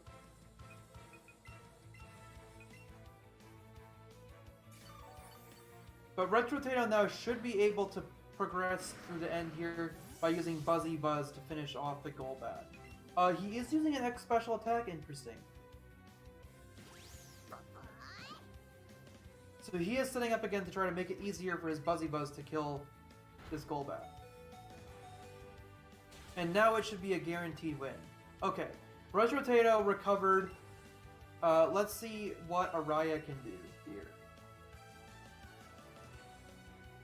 Yeah, if I was Araya, I definitely would have healed that turn where he tried to Buzzy Buzz straight into the Golbat. That was a pretty risky play.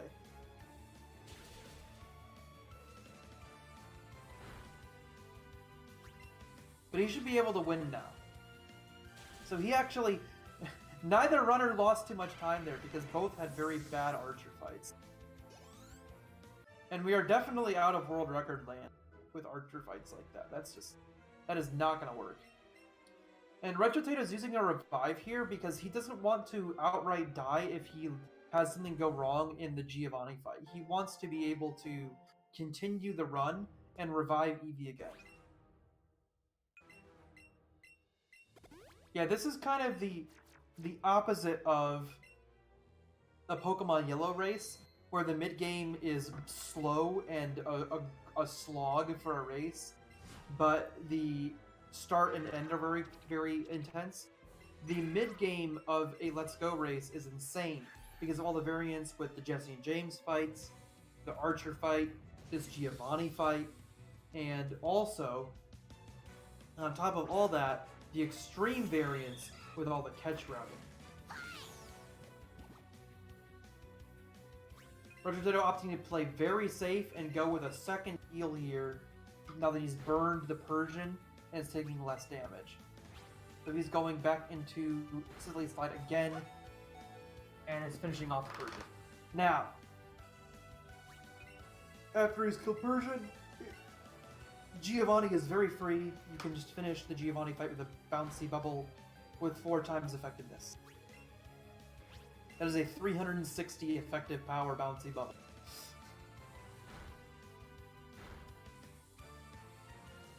All 3 of the secondary moves from Eevee are 90 base powered. So a 4 times effectiveness bouncy bubble does 360 effective base power.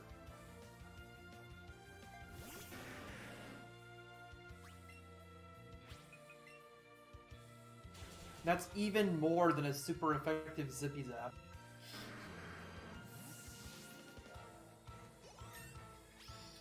Alright, Retro Tato and Araya have both completed the Giovanni fight in the Rocket Hideout. Because of the way that worked out, neither of them needed to learn Double Edge. They both were able to avoid that.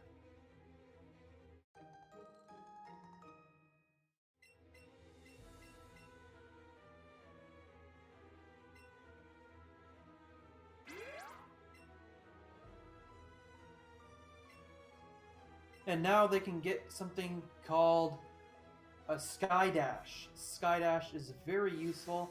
It's basically the overworld fly of Let's Go. Let's Go's overworld moves are not actual in-battle moves. The fly has been disconnected from the action of flying around the different towns. Instead, you have these moves like Sky Dash, which let you travel to different places that you've been to. So what we're going to be able to do here is Sky Dash to Lavender Tower and continue the story.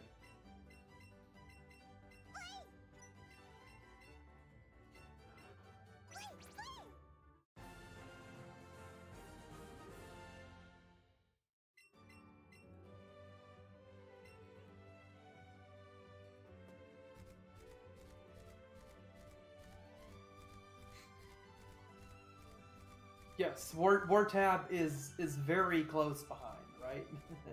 Araya opting for the strategy where he gets this rare candy before flying, so that he doesn't have to go back to it and double back with the walk. Oh, Araya. Oh, interestingly, he played with Eevee in order to do Sky Dash.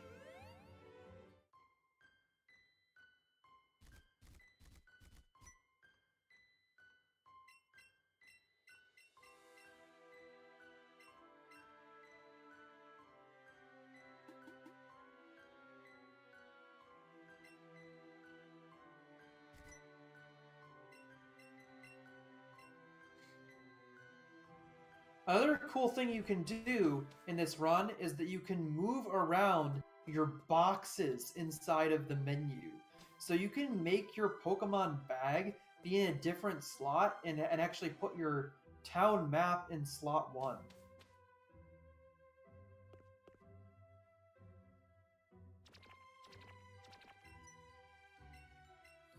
So that's what we're seeing Jim Freak and Retro Tato do.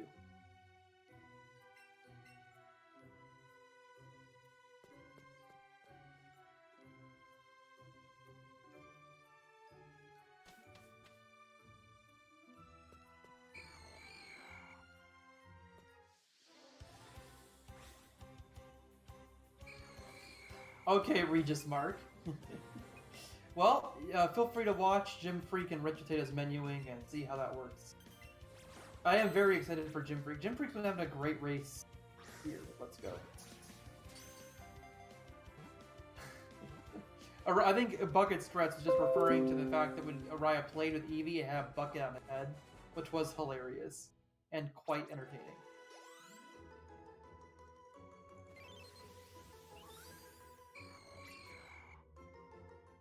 Jim Freak opting to catch a Ghastly. They can move a lot, so that can be kind of dangerous, but if they don't move, it's very, very helpful. The Ghastly is very good experience. Well, actually, experience doesn't really matter too much at this point, but more importantly, it's a good poke cow. You can quickly evolve it into Haunter.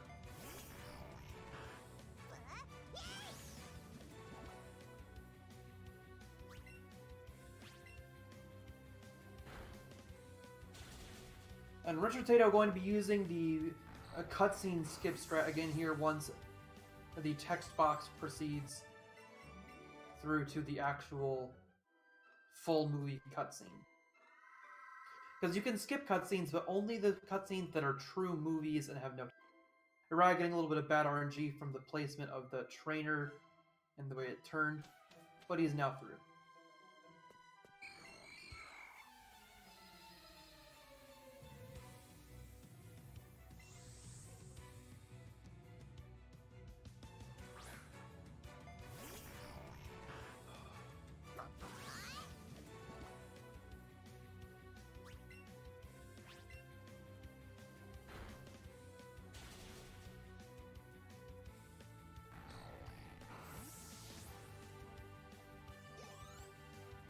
Now we have a second Jesse and James fight with the same poison risks as the first, but if you play it appropriately, the only real problem is if you happen to get critical hit, or if, in some rare cases, both Pokemon attack Eevee and you are also slower than them. It can be somewhat dangerous. With the heal pad though, Retro Potato has both a Rhyhorn and Eevee at full health and should easily be able to take out the Arbok and the Weezing with use of X special attacks and Glitzy Glows. Ooh, he did get poisoned there. That was dangerous, but he should be able to heal here. Probably with a Hyper Potion. Yep, he's using a Hyper to get to full health. And now the only problem will be if they double team on Eevee again. He might have some issues killing the Weezing quickly. Also, it would be really nice if Eevee expelled poison. That's a thing that can happen in this game. The Pokemon can randomly expel poison from their body. So I think because Eevee's faster than Weezing here, he can just actually attack the battle. Yep. So he was actually safe once he got through Arbok. Despite the very trolly battle there. That was basically worst case scenario to get a tackle. Because he had 4 opportunities to die to a crit.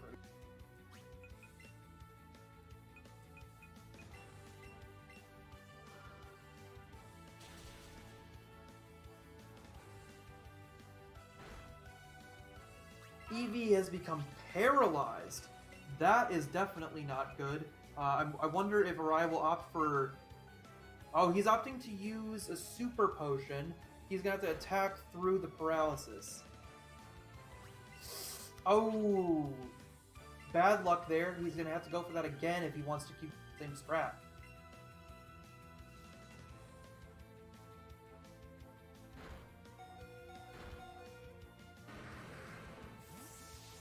And his Rhyhorn's now fainted. Hopefully he has something to send in.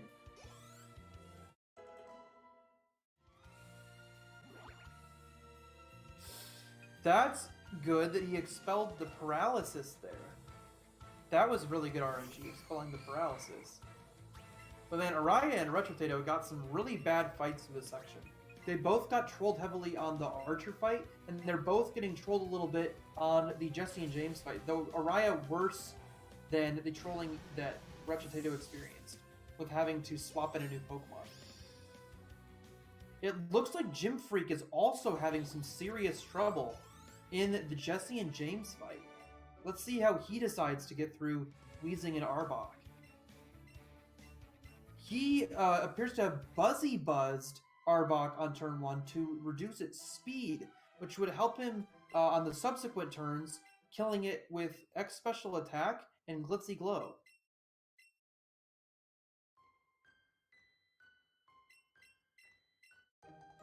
And now, Eevee theoretically should be able to finish off the Weezing.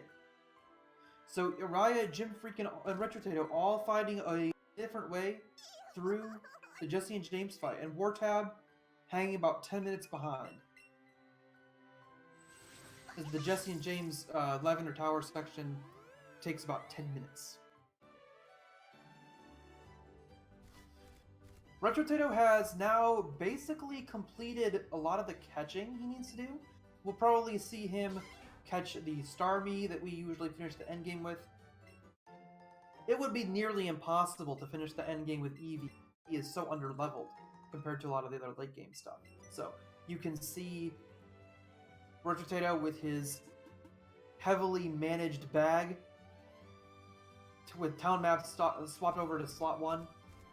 He's looking for a Ponyta. He might catch this Pidgeotto here, it looks like. He has Ultra Balls now, so any catches he does should be a little bit easier. Oh, interesting. Is he going to go for a Great Ball throw on this Pidgeotto now that it's in the middle? Ooh, let's see if it works. Wow. Retro Potato getting an excellent throw on a Pidgeotto after a Nanab Berry and getting a bunch of experience, which isn't as useful, but mainly getting that poke count. Let's see if he gets a Ponyta now. Is he going to go for this Doduo? He is. Retro Potato must be really, really hurting on poke count, going for all of these latent stuff.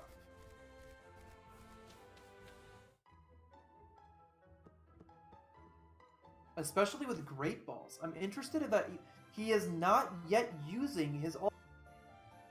He could be using those Ultra Balls to be increasing the probability of catching these Pokemon. There's another trainer skip, by the way, at the beginning. We just saw from Araya in this...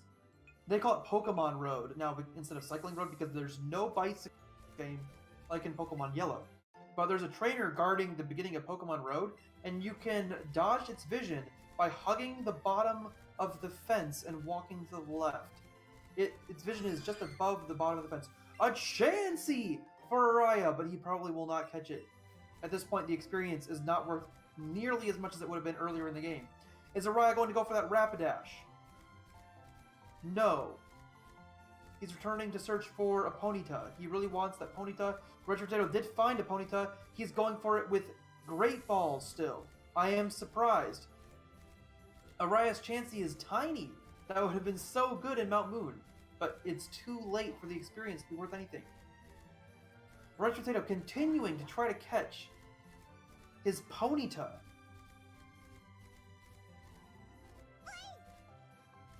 He's got it. That should help him with a ride Pokemon. He's in my guide, I'm sure.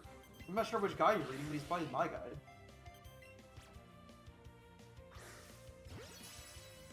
Of course, my guide is probably also woefully outdated, but this game has such constantly evolving strategies, even within every individual run that you do. It's not something that you have to stick to a constant route for. Araya is getting a green Ultra Ball throw here. Let's see if he gets the ball. Yes, Araya has his Ponyta. That will help him ride even faster once he gets a Rapidash.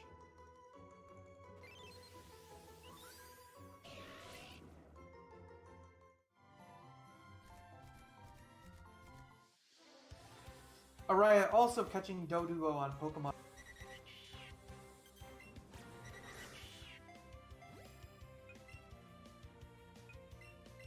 Oh, I see Jimby playing Let's Go Pikachu. That makes more sense. But yeah, that is a trainer skip that you can do.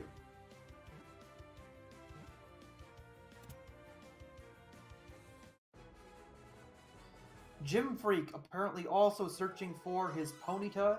He's going to do some other catches in the meantime, like possibly this Psyduck. Now, Retro Potato, he got his move Skydash already. Now he needs to get Surf, which I believe is also called something not Surf. Like how Fly is called Skydash.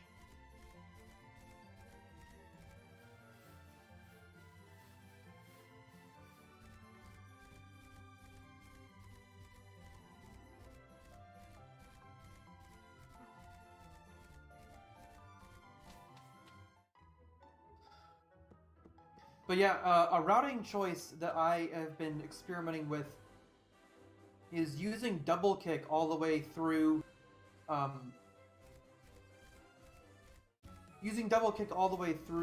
the rock tunnel segment, and then teaching headbutt back to Eevee after, or right before the Sophia. And that lets you have a more consistent fight against Eevee and the two Raticates, but it means that you don't have headbutt, which means you do a little bit less damage to things that you would normally use headbutt on. It's just a kind of trade-off play between, do you really want the extra damage from headbutt, or do you want extra damage on those fights from double kick? And then also, if you do have the extra damage from double kick, which tends to save a few turns, you often need to teach headbutt again before Sophia to not lose turns, which costs about 10 to 12 seconds. So if you do that, it turns out to be an even play overall in most cases, but it's very consistent because you don't take as much damage from the Raticates. And it also helps delay a lot of candy uses because of the route kind of only works on plus attack. So on plus attack, you don't need a candy earlier, and everything kind of comes together so that you can candy later and do this Sophia battle with Headbutt again and get a lot of extra useful experience for the dangerous Rocket Hideout and Jesse and James fights.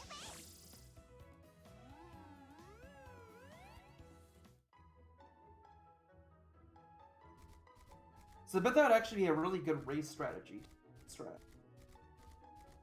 But it might not be quite as useful anymore for world record attempts. Because you do have to use that Headbutt reteach. Now, Retrotato is catching a Tentacle here. He's going to do a single level evolve on to a Tentacruel, probably. And we can see Araya here going for the Fossil turn-ins.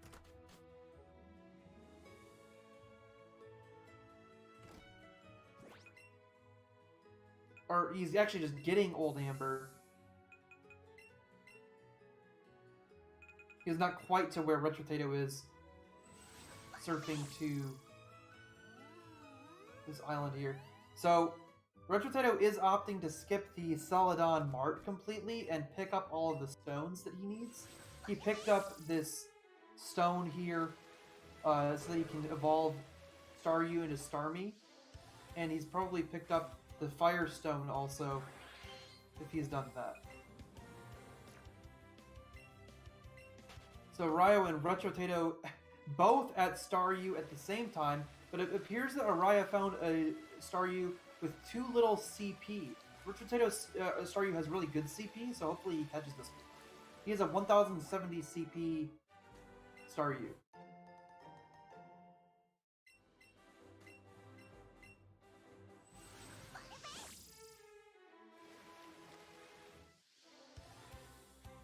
Retrotato with the bad throw there. Ooh, is he still has some Ultra Balls. Let's see if he gets one. Okay. Whew. Okay. Retrotato got his 1070 CP Staryu. Araya got a Tentacle and a Great Ball. Interesting, again.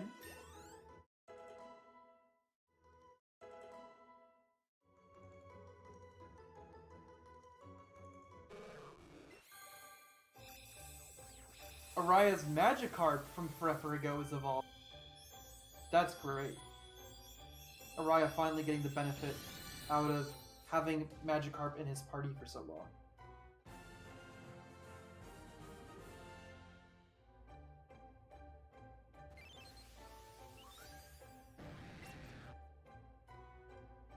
Retrotato turning in fossils here.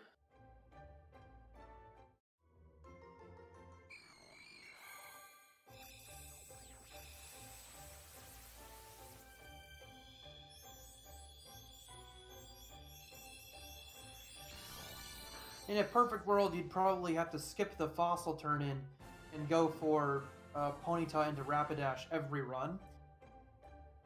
But that is a very, very risky strategy.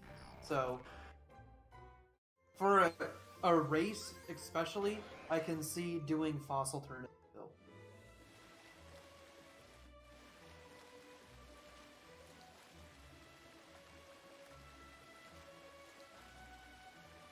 I need to rest my voice a minute. I've been talking a lot.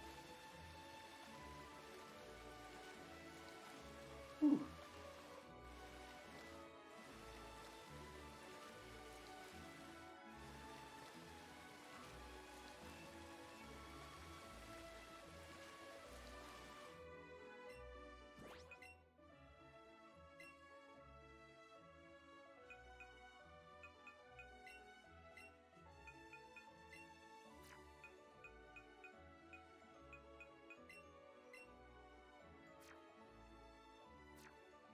Did he not...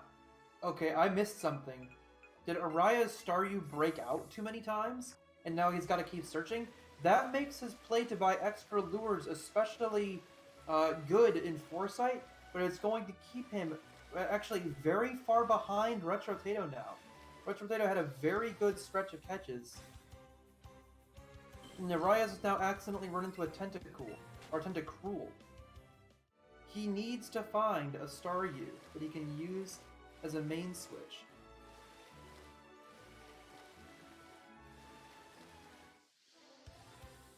I know that he ran away from one of them. Did he have trouble finding a second one at all?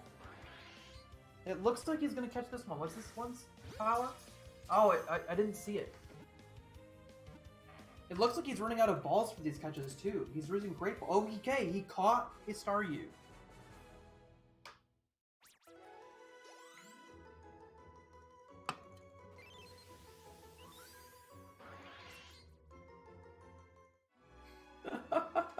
Retro in chat for the quick response.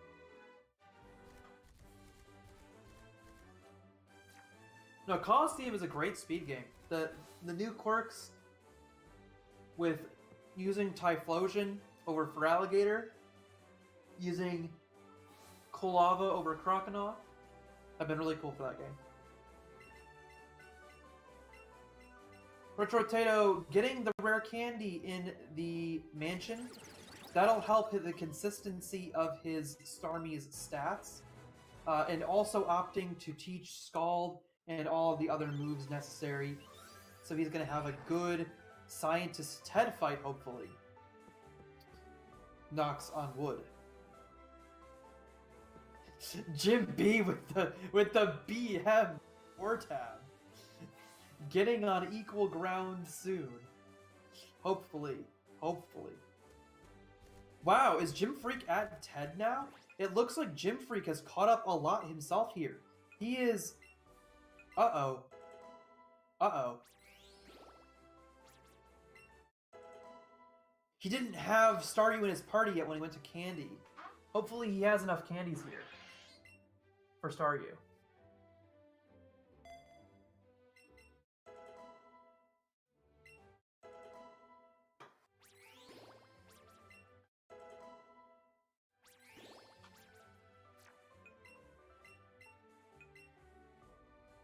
He is out of candies now.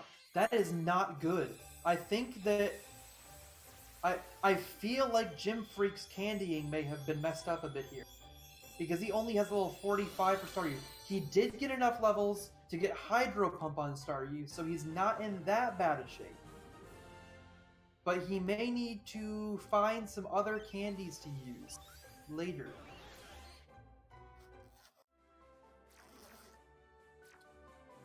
Retro Tato has survived the Ted fight and is beating Muck. Did I say is beating Muck? I meant is fainting. That is unfortunate for Retro Tato. A loss to Scientist Ted. Araya pulling it back into the mansion.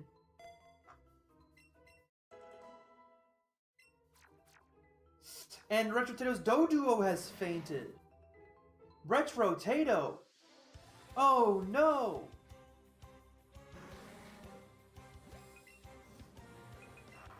Oh no! Richard Tato with a stump! Okay, Richard Tato has finished off Muck. Hopefully he can recover from the loss to Scientist Ted here. He may need to take... He may need to take the Cinnabar Center. Oh, no, no, no, no. I'm dumb. He will use the bed here, excuse me, in the mansion. He will use the bed.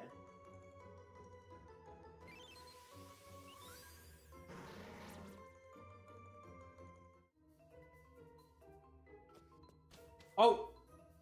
Good catch from Retro Tato there. He got quick spun by the trainer, but he avoided being seen. Now we want to flip the switch. And he is going to, again, wait for the trainer's vision. Alright.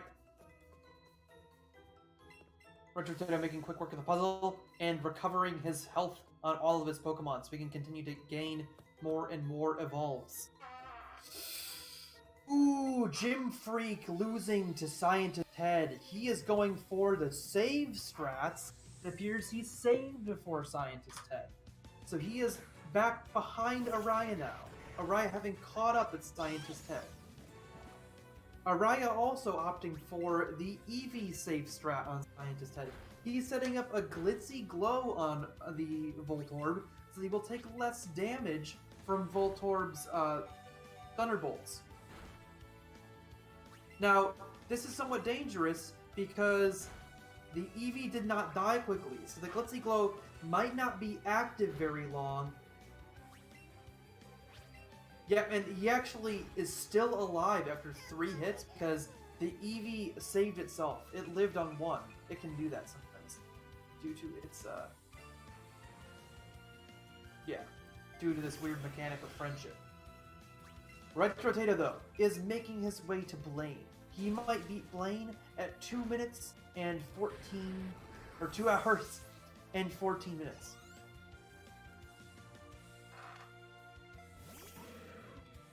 Yeah, Jim B, this is probably a little bit out of the usual red-yellow race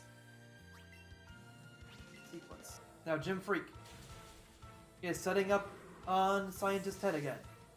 Will he survive Scientist Ted fight?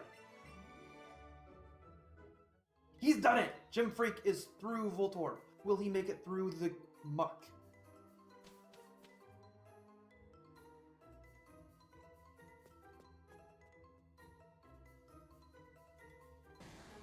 He did. Okay, Araya and Jim Freak have now both succeeded in beating Scientist Ted, though they have lost significant time to Retrotato. Well, one of my favorite things about this part of the run is that the Magmar in this area of the mansion have insane speed sometimes. They run around like they're on cocaine or something. It's crazy. Araya getting trolled by a wheezing encounter stuck in front of the switch. Jim Freak catching up a little bit of movement due to the troll wheezing encounter.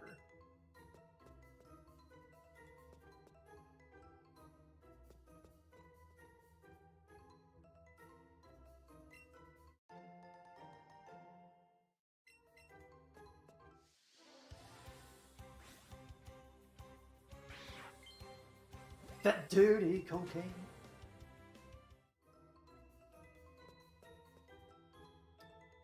Retrotato is through Blaine at 2:14:30. Actually, for my splitting with the clap, 2:14:37. But Araya and Jim Freak leaving the mansion not too far behind. Jim Freak has his Rapidash ride. I bet that Araya also has his soon. So this is a close battle between Araya and Jim Freak at this point. Wartab appears to be in a little bit better shape than Jim Freak was with his candying on Staryu, but he still needs to make it through Scientist Ted. Scientist Ted is one of the hardest fights in this game because it has several chances to troll you with its Thunderbolts.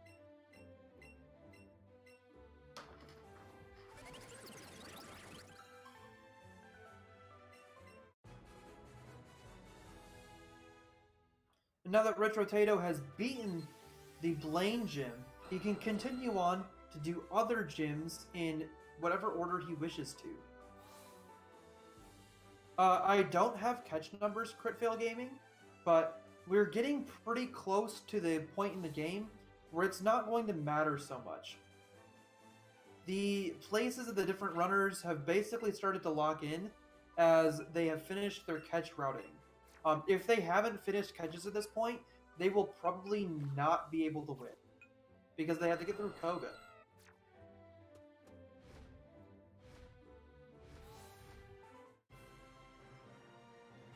They might not be quite done evolving, but they should have all the catches they need to start evolving. So Retrotato has done cans which are not like Kevin cans that we saw in Pokemon Yellow. In Let's Go, they are even better than being fixed. They're actually completely fixed in place. You always check the same cans in Let's Go.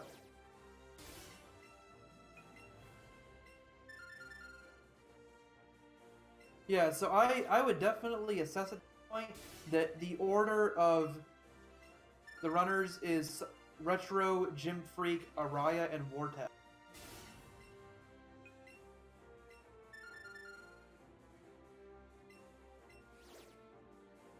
Yeah, their counts are probably somewhat distorted still. Those counts would be including things they still need to evolve, except for Wartab. Wartab is probably not including things that he still needs to evolve, and that's why his is different.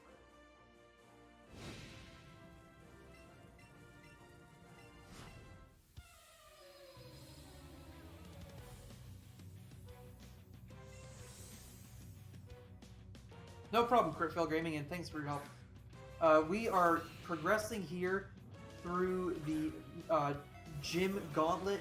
You have to beat Blaine, Surge, Erica, Sabrina, and Koga, all in whatever order you want to. And the order they're using here is really just the option for moving around for flying, getting Thunderbolt from Surge. You want to get that quickly so you can get it onto Staryu. Yeah, so they're moving around and moving up.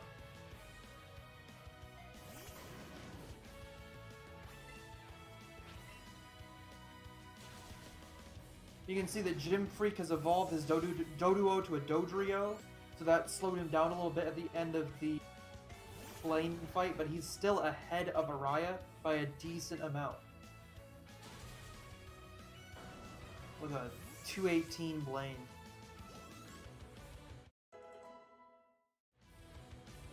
So it looks like Gym Freak and Araya are about 4 minutes and 5 minutes, respectively, behind Retro Dado. And Wartab pulling up a pretty significant rear here.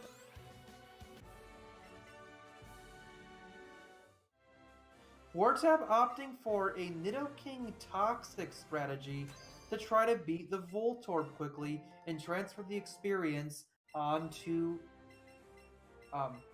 what's his face? Staryu and Starmie.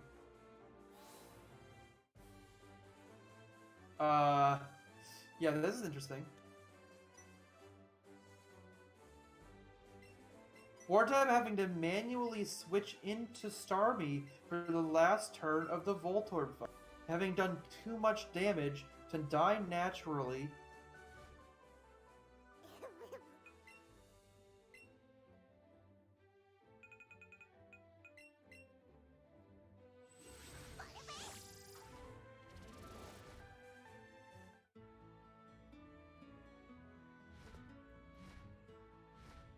Alright, Retro Tato is going to show you guys the clutch Erica strat where we just Psychic everything to death. Psychic is a very powerful move on a late game Starmie. Like I was saying, our Eevee is too low level to continue using at this point. We have to swap over to something that has more levels. And what we do for that is we use a lure before catching Staryu so that it is caught at the maximum level it can start at. And then we use rare candies to get Hydro Pump, which is learned at an earlier level on Staryu than it is on Starmie. After using the rare candies, we can then evolve it to Starmie using a Water Stone, and also we can teach it Scald with the TM. So we have Scald, Hydro Pump for extra damage, Thunderbolt for the type coverage, and Psychic for raw damage.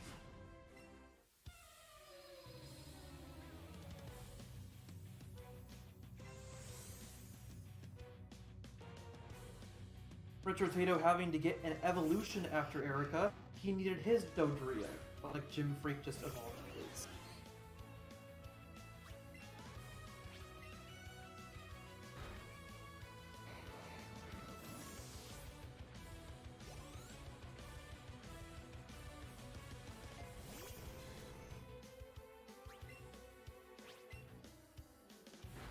And Retro Tato has finished Erica at 2:21:29.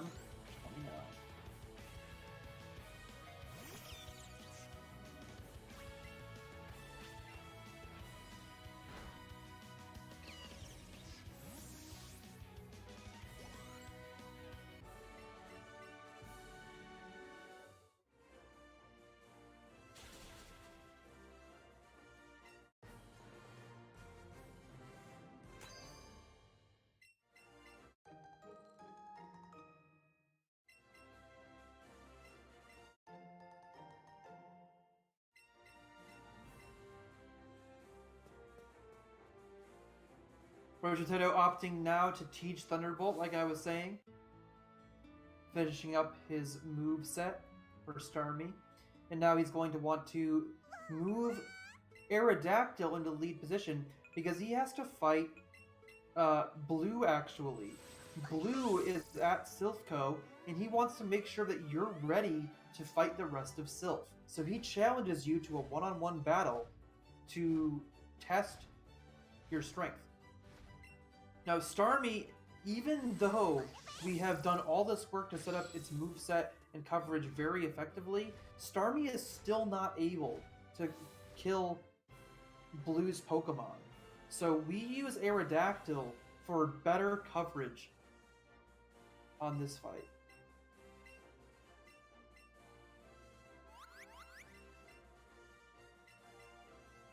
An interesting thing to note is that if any of the runners' clocks rolled over past midnight between the time that they set up the nature of Starmie and they actually caught it, they would lose that nature because the 1 day that passes for that nature being locked in is actually rollover at midnight, not after 24 hours.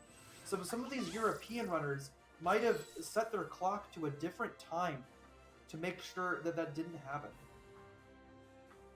They also might have been totally fine if the clock had already rolled over to midnight before they talked to the nature.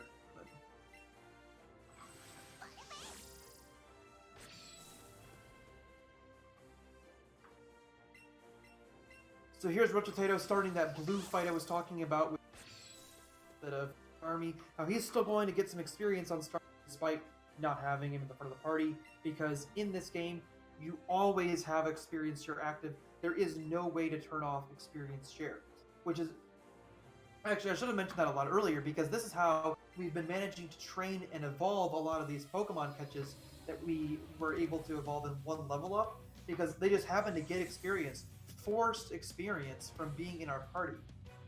The upside is that our party and boxes are always available to us in our menu. So we can constantly be taking stuff out of our party and putting it into the box. And moving stuff back into our party from the box if those things need to level up and evolve. And that constant access to our menu and our box actually creates a lot of complexity to the speedrun. We have a lot of choices available for when we can do menus because of that. And it really makes it difficult to minimize menu usage.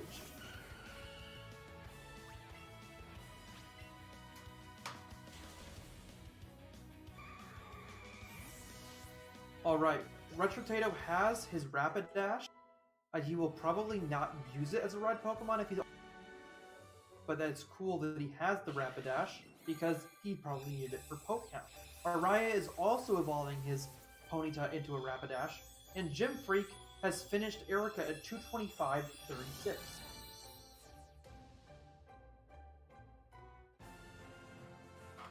Now, Retrotato is progressing to one of the more annoying... Another Archer fight. The Archer fights all be very annoying. And this one happens to be annoying because it's a double battle with this other Rocket Grunt, and it's really, really slow. The animations are all a pain in the butt. Oh my goodness, it's really bad.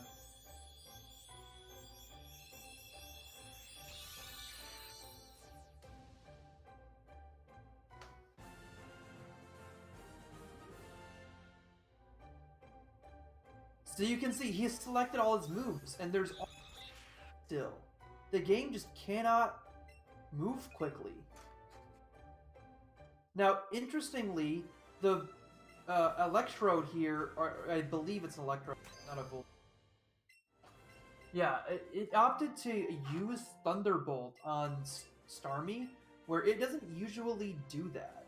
So it usually uses Explosion, and the Muck usually protects, but that didn't happen here.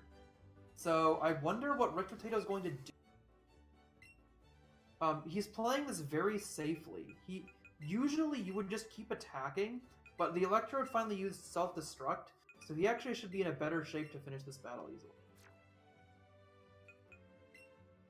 The Cubone should be able to finish off the Raticate here, or Bone Meringue, actually, is what it is. Yeah, there we go. Cubone's Bone Meringue has finished off Raticate, and now Retotato's Double Battle is in a much better position. You can finish off the Weezing with a Psychic, and then you can finish off the last Pokemon Fairy.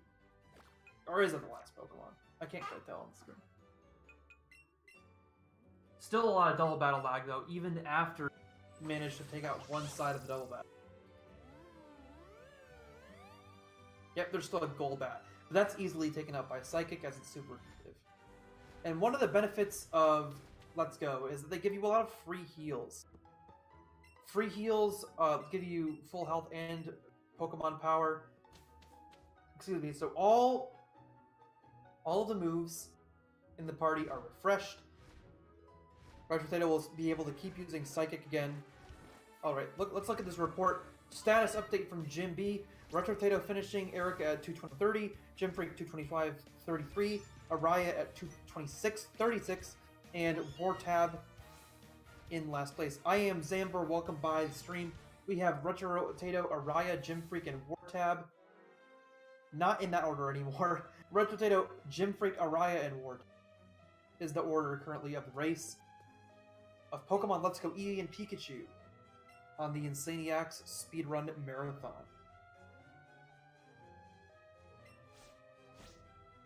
So now we're going to see Retrotato getting that free heal and moving on to finish out Sylph Tower.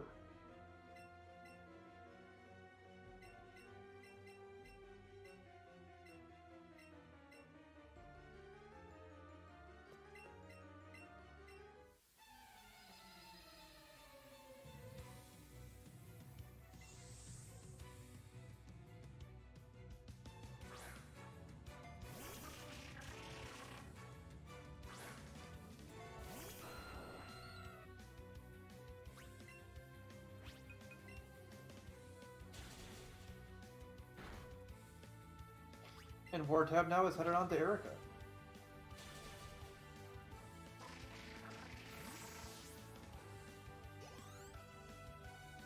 Alright, Retrotato has one last Jesse and James.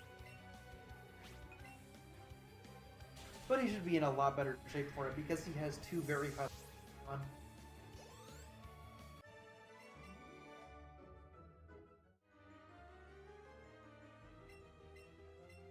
In Aerodactyl and Starmie.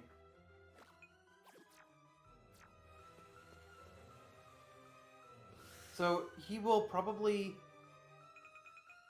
Let's see, what's he doing? It looks like he's using Scald. Yes, he's taken out Arbok a lot with Rock Slide in combination with Scald, so that he was able to be faster than the Arbok. And now he can finish off with Thunderbolt and Crunch. That was a good Jesse and James fight for Retrotato, and now he just has to take out Giovanni.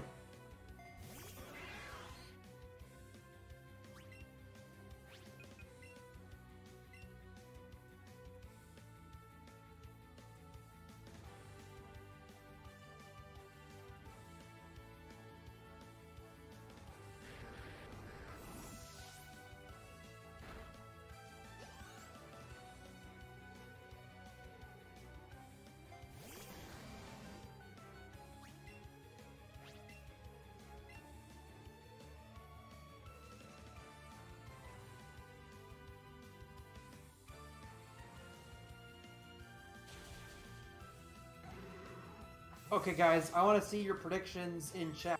Who do you think is going to win from here? Do you think Retrotato will continue to hold the lead?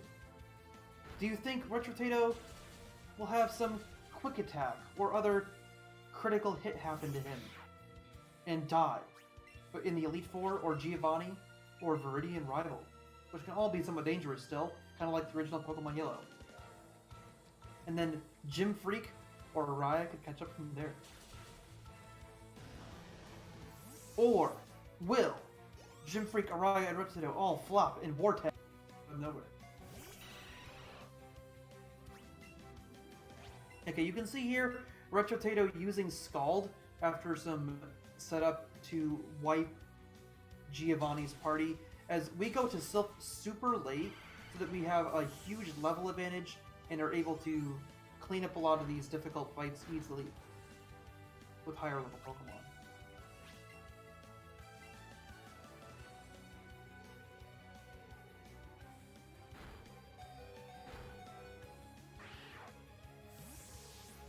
Wartab finishing Erica now.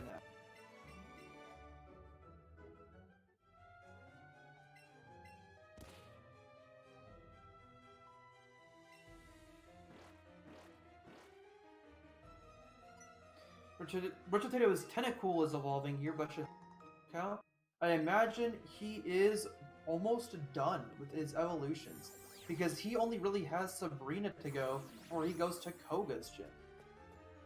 And you can't get into Koga's gym at all unless you have 50 Pokemon caught.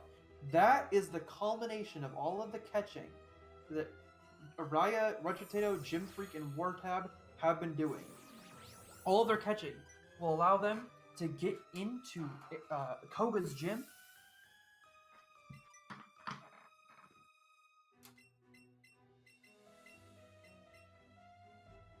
Gym Freak keeping a solid 4-minute pace behind Retrotato, 1 minute ahead of Araya, and all runners keeping a good 6-minute lead on Wartab through Erica. This should change a little bit though through Silph and Koga as people finish their evolutions. We'll see how things are maintained here.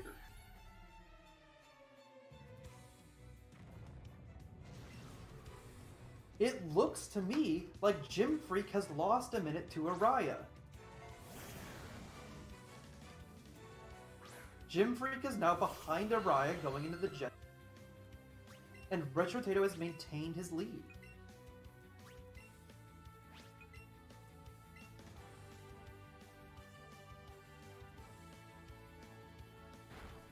Retrotato opting to pick up the Lapras and Rare Candy, so he has an easy Pokemon, and he's probably going to go get, I believe it's Porygon also. So he has a free poke from Porygon. That'll help fill out his Pokedex for Koga.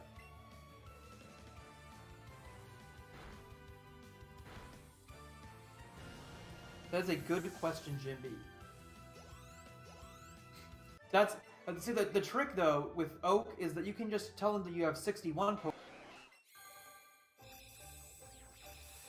Hope some people in chat caught that reference.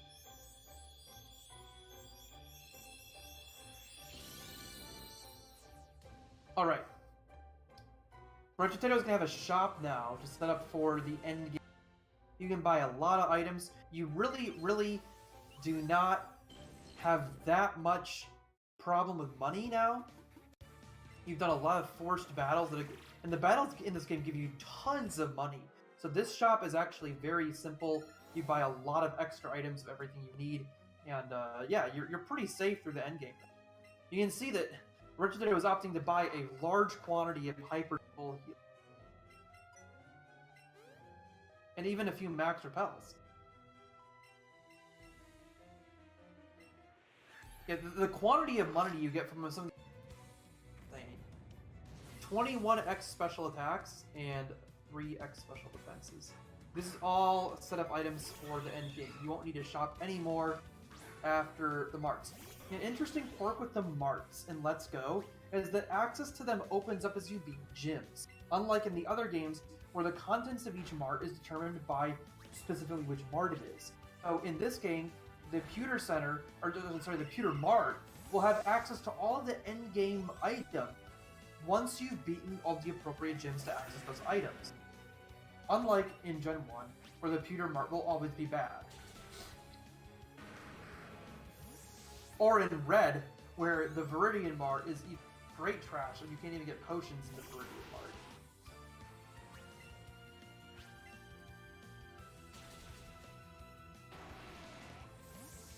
Richard Tato doing his final menu to dump.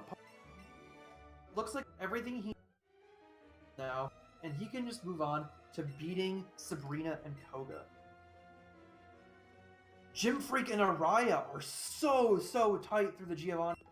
I am really hyped to see who can keep the lead through all of this menuing. They are on the same frame right now.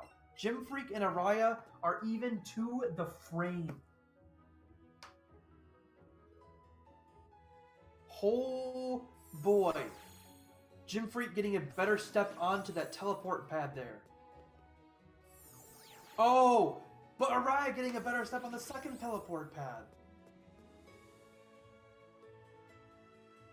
Richard Tato doing the Sabrina puzzle, which is a bit different from the original one, but still not that difficult to remember. It's the same concept. You just have to remember which part of each teleport pad to go onto and get through the puzzle. It looks to me like Gym Freak and Araya are still very neck and neck. I think Gym Freak opted to get Lapras before getting the rare candy, and now... Ooh, Araya picking up a slight lead on Gym Freak. It's so close! Oh!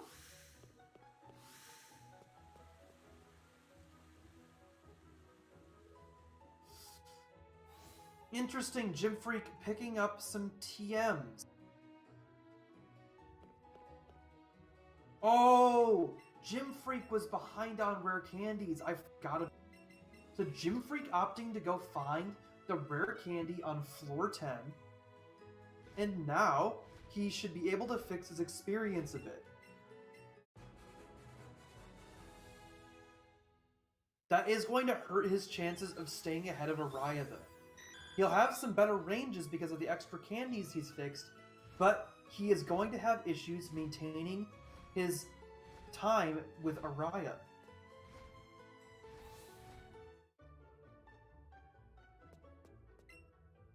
Over in War Tab corner, we have a Jolteon. That's not something I expected, but it's certainly interesting. Oh, we also have a Rapidash fighting now. These are not things I'm familiar with at all, but they look pretty cool. Okay. Retro Tato is almost done with the Sabrina battle, which is very trolly because you have to wait out a... What's it called? I think it's a Reflect. Is it Reflect or what's the other one? Light Screen. You have to write out Light Screen that Mr. Mime puts up and kill it on the exact turn the Light Screen wears out.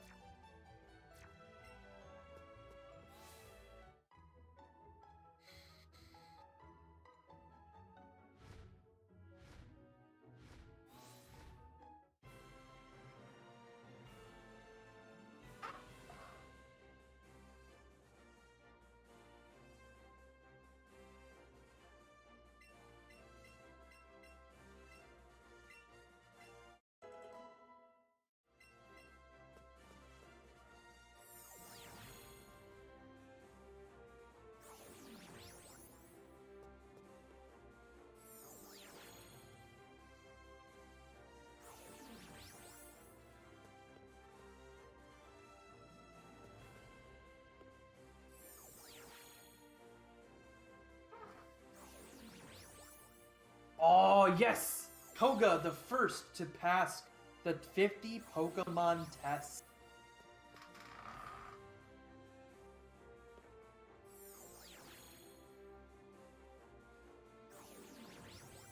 Yeah, Wartab definitely seems to be having...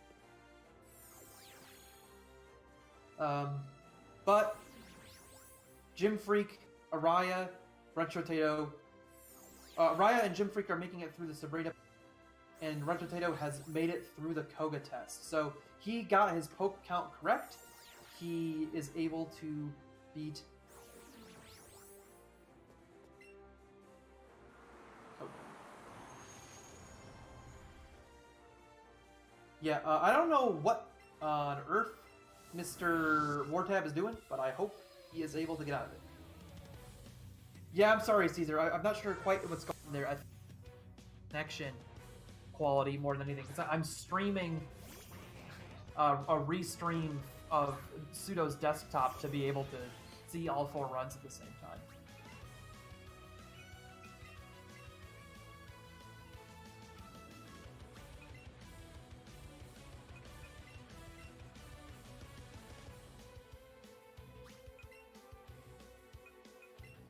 It could also be the connection on Pseudo's end hearing me with all of the data going through his machine.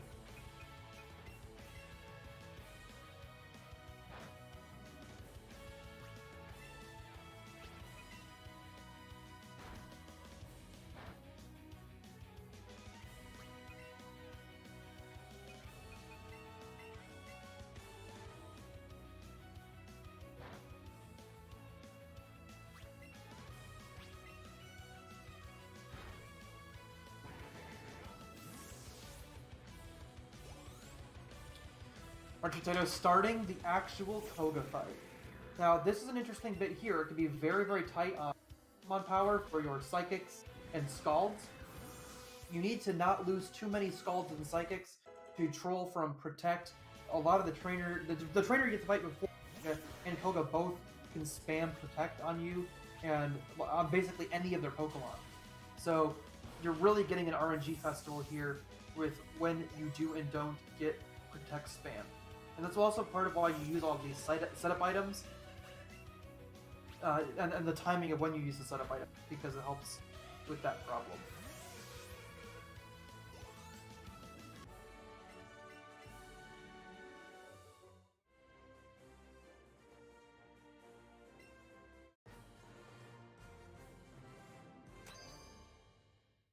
Araya has finished Sabrina, and Gym Freak appears to not be too far. He is beating Jinx. He should be able to get through Sabrina in just a minute himself.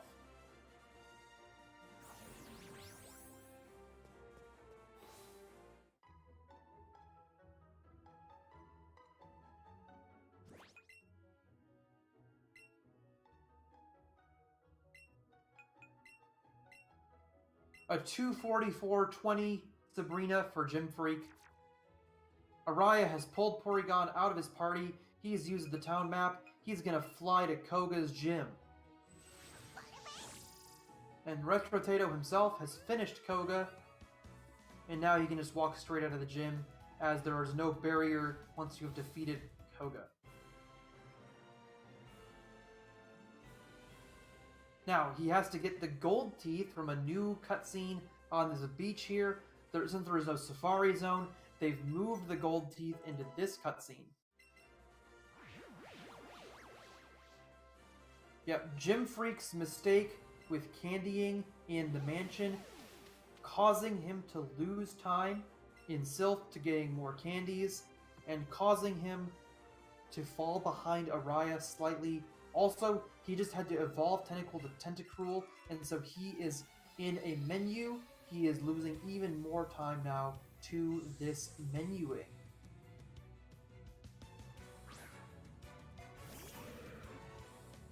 But ultimately now, between Araya and Gym Freak, to who hits their Hydro Pumps, who doesn't get crit in the section between Giovanni and the E4. The E4 itself is not as scary, but the Giovanni gym battle, the battles in the Giovanni gym, Giovanni himself, Viridian Rival, and all of the Victor Road battles can cost you time if you get critical hits from the opponents, if you miss your Hydro Pumps.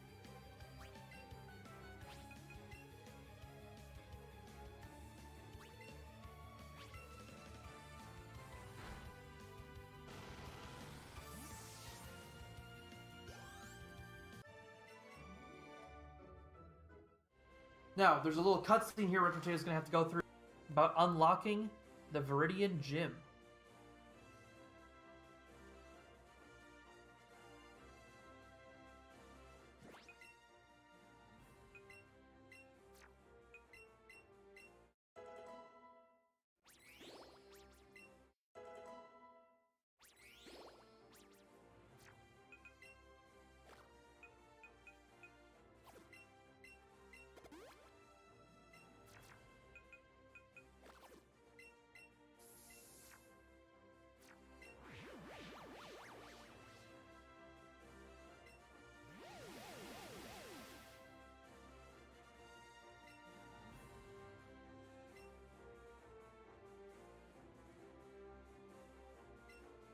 Gym Freak still finishing the fight just before Koga.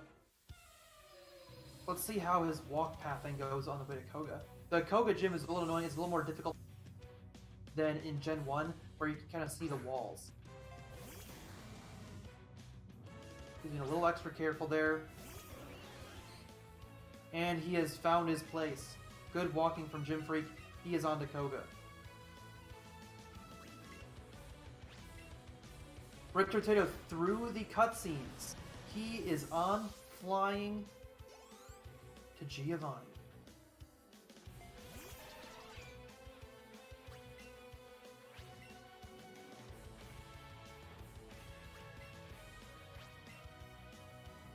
Now, what he's going to do is he's going to fight this guy from behind so that he doesn't...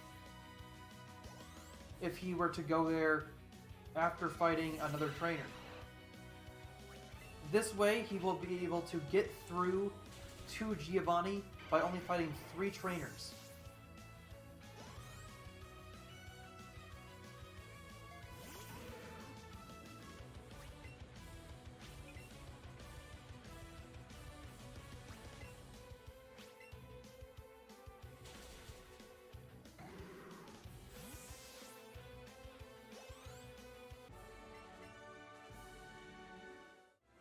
Araya has beaten Koga, and Gym Freak is just starting Koga. So Gym Freak about a minute behind Araya now. Retrotato on to one of the more scary parts of this section where you could miss Hydro Pump, but he is able to talk to that trainer, even though its vision you'd think would see you, you can actually walk up and talk to him. Similarly to how you can avoid a lot of the trainers by walking just like on the trainer just before Pokemon Road, you can walk in a similar way and be able to talk to trainers instead of getting the exclamation point.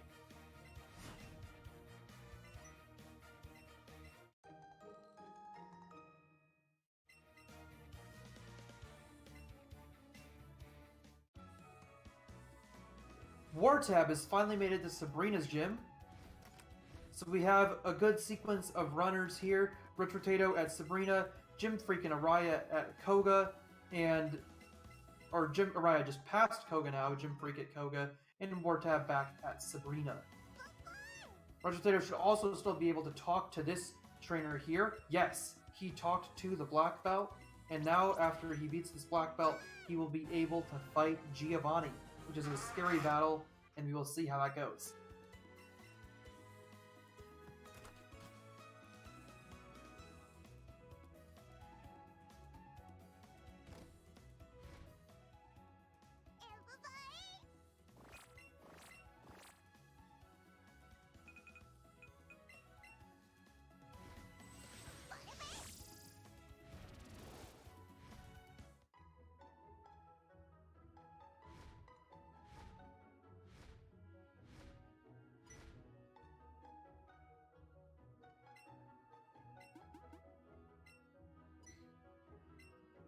Gym Freak getting his gold teeth, Araya starting his Viridian Gym unlock cutscene sequence.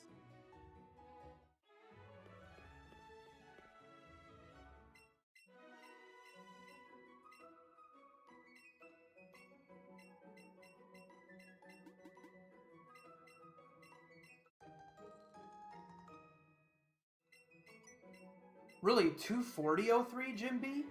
I don't think Retro is 8 minutes ahead. Is it 244?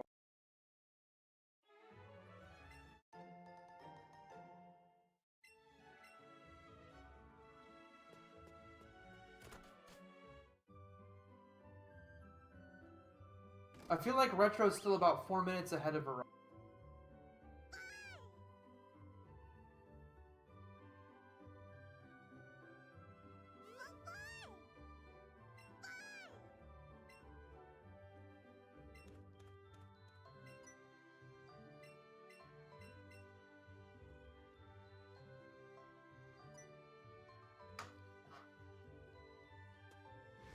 Yeah, Retro was at 240.03 at Sabrina, so it's all good. We can see everybody's Giovanni times. Jim Freak starting the Viridian City cut now, getting through it as Araya finishes it. Potato with a 252.18 Giovanni.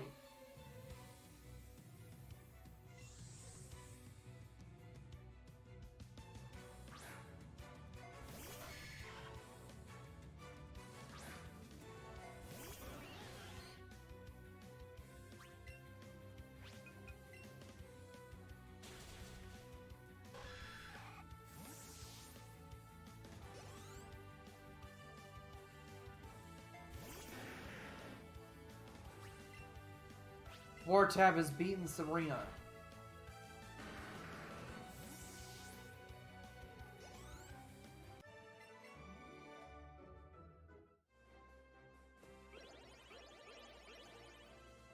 Yep, that makes sense, Jimby. I like that one.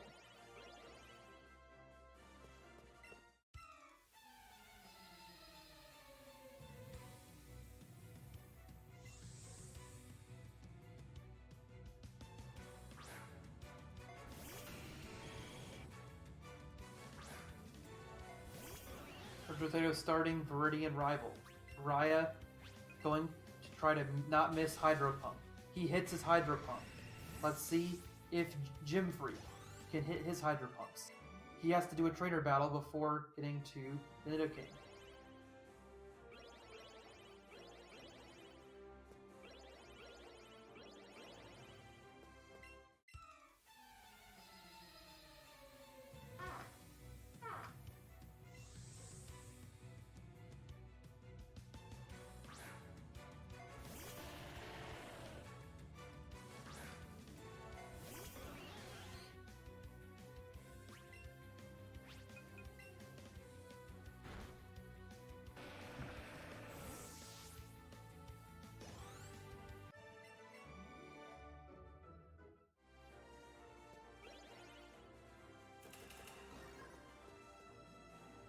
Araya starting the Giovanni sequence. He's going to save for Giovanni, which makes sense because the Doug trio starting Giovanni can really, really mess with you.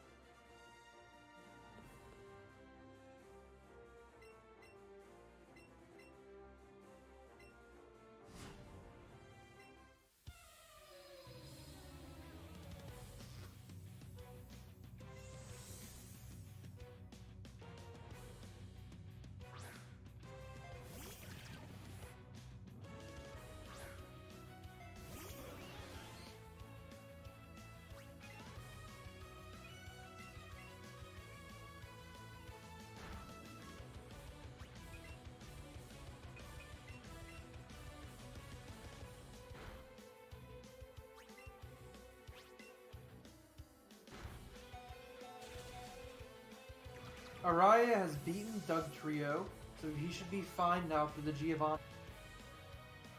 Jim Freak starting the Graveler fight against the Black Belt.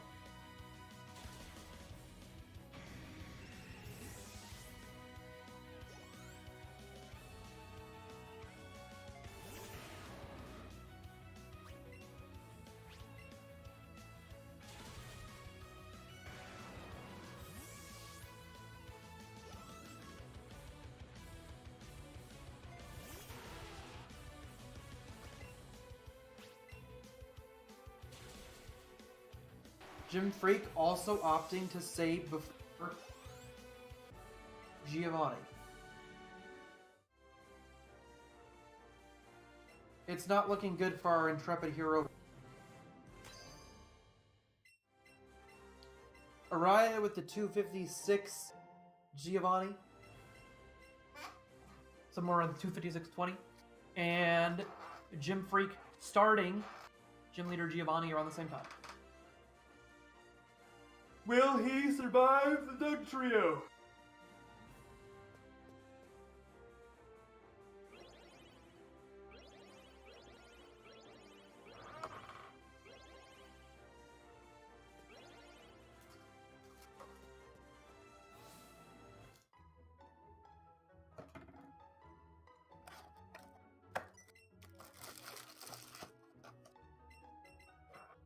Hello, Big Papa. How are you? welcome to the Let's Go Eevee Pikachu race between Retrotato, Araya, Gym Freak, and Wartab.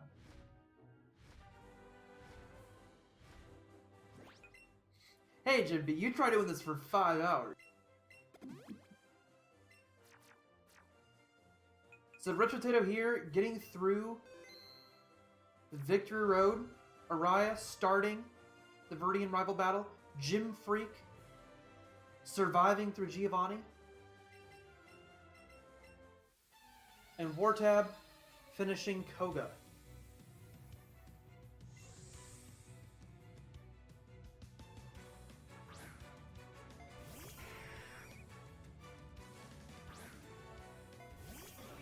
Alright, Retrotato has beaten Venusaur. This is a pretty popular speedrun, actually, Big Papa Wood. It's one of the popular releases of a Pokemon game that we've seen in a while. A lot of people have been putting runs up for it, so we've been really excited to see that.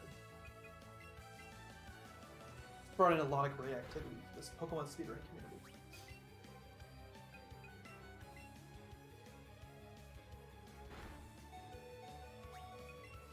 Araya finishing his setup on the Pidgeot on Viridian Rival. Needing to heal to avoid death to a quick attack. Also, he needs even more setup here.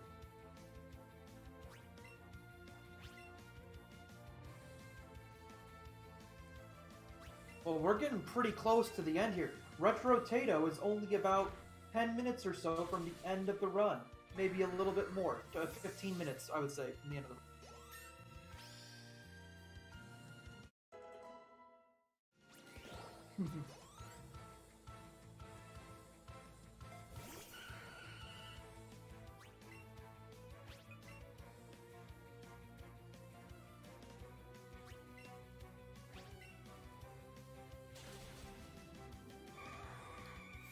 I don't think we have bids for certain games or anything like that at this time, but I'm sure that Pseudo Trainer will want to do more Insaniacs marathons after the success of this marathon we've seen.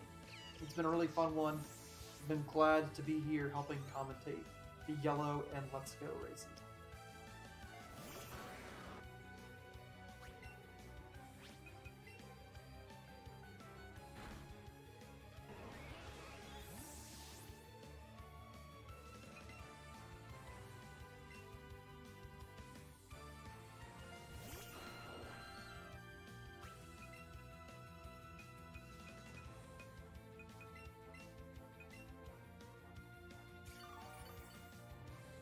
Alright, we're seeing from Jim B that Araya has opened up a little bit even more on Giovanni 3. Araya is now a minute and Freak, and Retrotato is 4 minutes ahead of their little pack.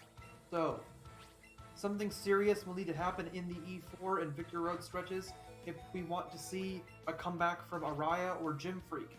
Gym Freak definitely still has an opportunity to pull out the win if Araya is unable to hit his Hydro Pumps in Victory Road. It looks like there is some switching out going on Araya's end in the Viridian rival battle. So definitely Gym Freak potentially with a little bit of catching up here.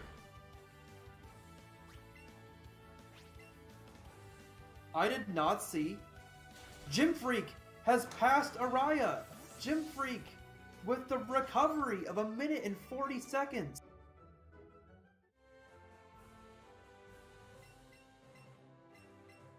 In this Viridian rival battle. What happened to Araya? He must have died to the poison. Everybody appears to be playing remotely.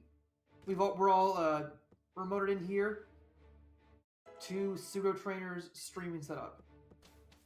So we have a very tight race here between Gym and Araya again, after Araya dies to Viridian rival.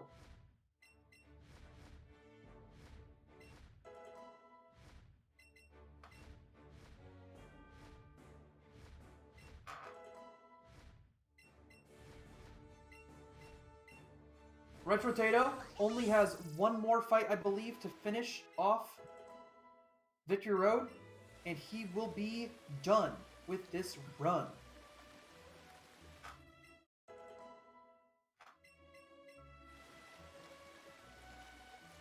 Oh my dog, yes.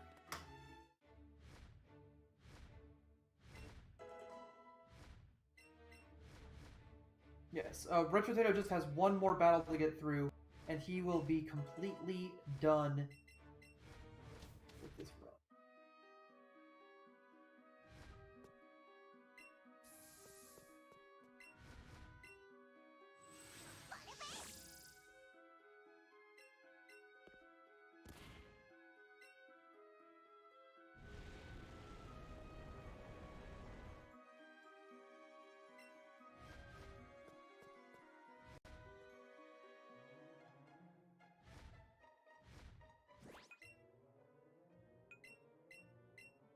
So I'll try to point out some of the trainer skips that Araya and Jim in Vicar Road as they get to them. There are a lot of trainers we could skip earlier, but there's still some here even in the end.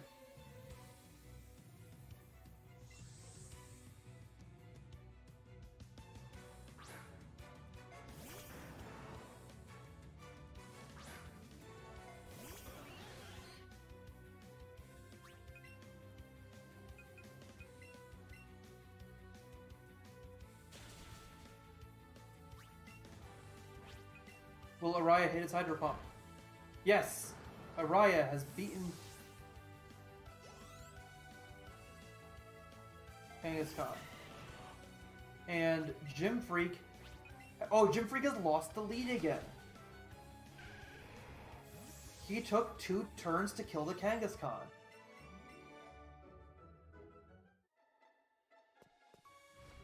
But he's not very far behind.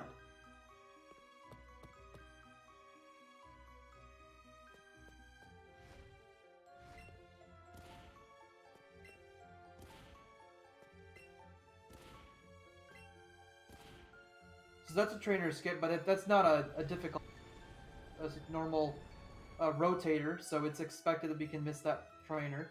That is an optional. That one is not an optional. We have to fight that guy there.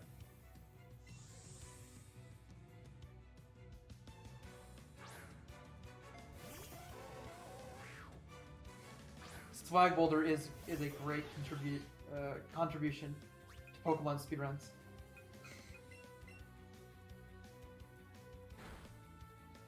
Gym Freak not getting the talk to the Juggler here, I believe it is.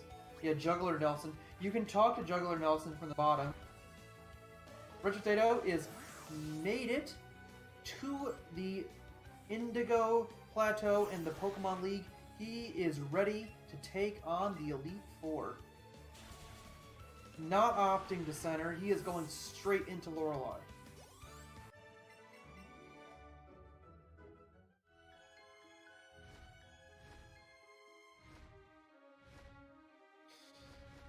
Gym Freak having some more troublesome strats on his Juggler Nelson fight. He is having to use a lot of Thunderbolts here.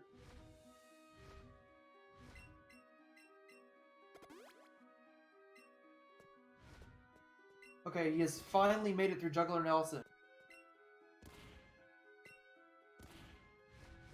He is definitely behind Araya now. Something will need to happen to Araya for Gym Freak to make up this difference again.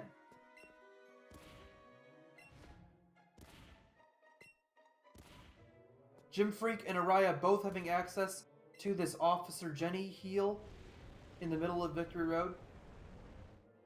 And I will show you here, or talk to you, Araya's next trainer skip. He is going to run up into the wall on the left side so that he dismounts Aerodactyl. Then he's going to hug the wall and narrowly miss below this trainer's vision. Pop back onto Aerodactyl automatically, and he is through. He has skipped that trainer.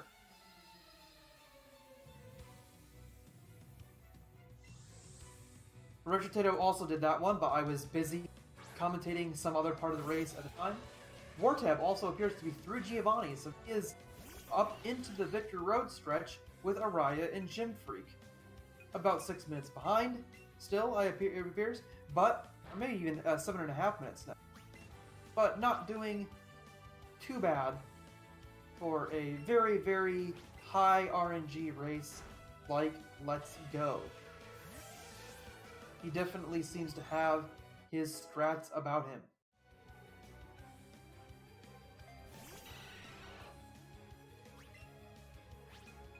Potato has made it through Lorelei and is on to Bruno, as Araya and Gym Freak try to take down Ace Trainer.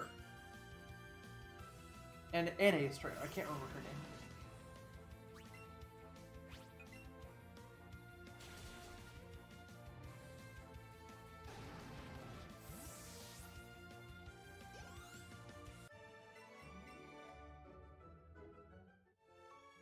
Gym Freak getting put to sleep by Jinx, he's losing even.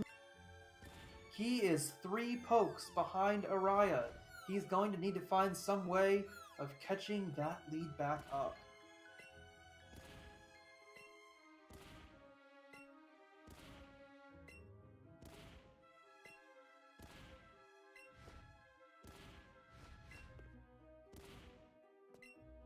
Potato blazing through Bruno. It is not that hard to fight for Starmie. Earlier in the routing, we had started off using Kabutops, but Kabutops had a very, very significant problem with Bruno's Poliwrath, and so we had to do too much setup on that fight, and also on the Agatha. That's a big part of why we now use Starmie, even though its stats are so much more variable than Kabutops' stats. The fossils have half of their stats locked into 31 IV, so it's much, much more consistent. Big Papa Wood, earlier in the run, we explained a lot of the differences between Let's Go and Eevee and Pikachu, but the basic difference is that it happens that Eevee gets a much more versatile moveset in Cerulean Center, with access to Buzzy Buzz, which is an electric move that always paralyzes and does a lot of damage. Bouncy Bubble, a water move that always siphons, like Absorb, and Sizzly Slide, a fire move that always burns. All 3 of these moves have 90 base power, do tons of damage, and are really useful because of the coverage of types that they have. Pikachu gets Zippy Zap in Cerulean City, which is an electric move, so it gets Stab and it always crits. So it has much more base power. It has 150 effective base power compared to the Buzzy Buzz, Bouncy Bubble, and Sizzly Slide, which are 90.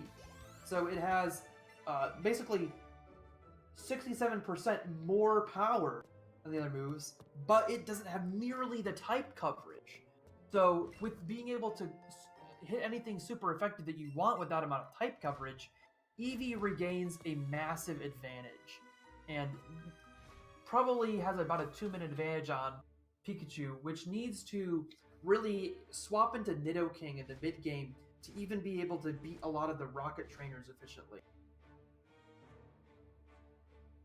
And swapping into Nidoking has the problem of needing to get Dig from an optional trainer.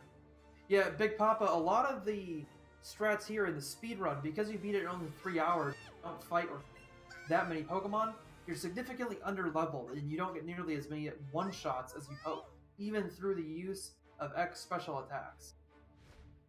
Alright, Gym Freak and Araya both here made it to Indigo Plateau. They've started that cutscene, and Araya here is now starting Lorelei. Retrotato has made it through the Agatha fight, it appears. He's made it through the risky part of Arbok and is beating Agatha. So he's maintaining that 4-minute lead on Araya and Gym Freak.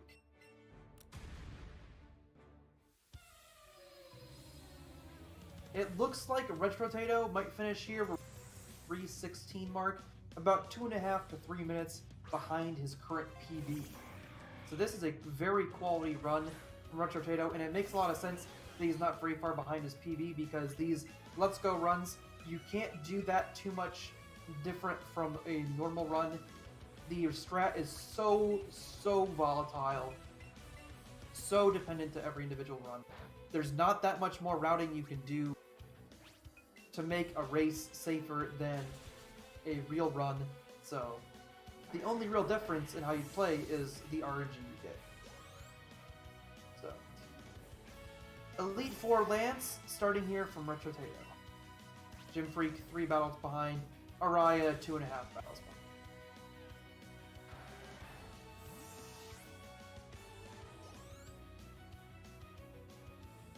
We'll have to see if Araya continues to have side seat and maintain his slight lead on Jim Freak.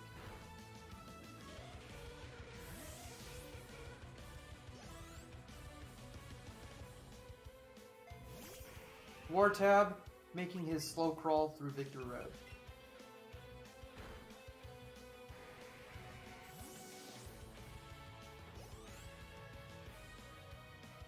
Now, you have to do a lot of setup here, Seadra, because of the difficulty with the water-on-water matchup and not having a super effective move apart from Thunderbolt, which isn't really that useful. So, you do all your setup and you switch over to using Psychic to Lance's team.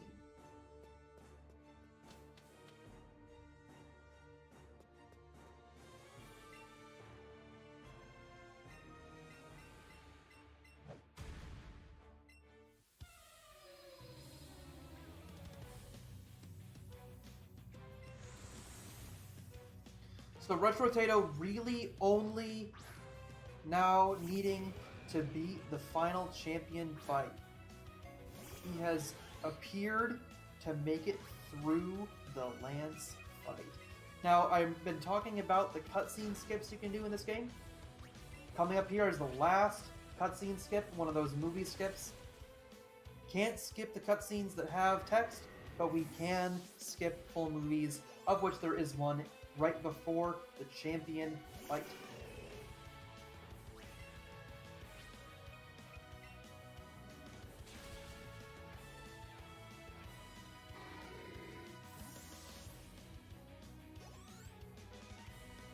Whew. Thanks to all for sticking around and watching the end of this amazing four-way Let's Go Pikachu and Eevee race. Mainly Eevee. Jim B. Following up with more splits. Here, Retro Tato maintaining a 6-minute lead on Araya, and Jim almost an 8-minute lead now. No, it's sorry, a 7-minute lead on Jim Freak. Yeah, Araya really got destroyed in that Viridian rival fight and lost a good minute, being a lot closer to Jim Freak's time now. Yes, thanks, Jim, for the updates tracking the times of the runners.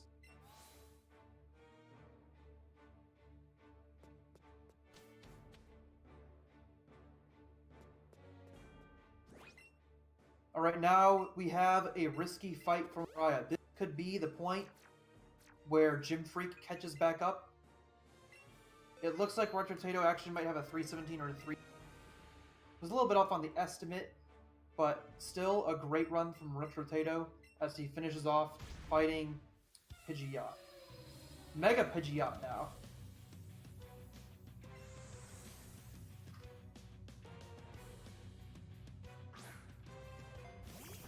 Jim Freak finishing Bruno fight. Let's see if Araya gets safely through Agatha.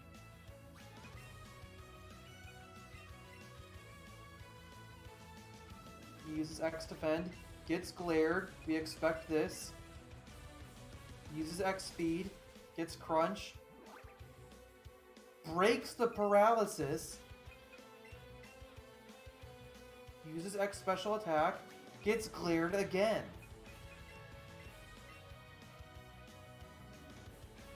Full restore. Cures the paralysis. Crunch. Alright. Araya is safe through Arbok.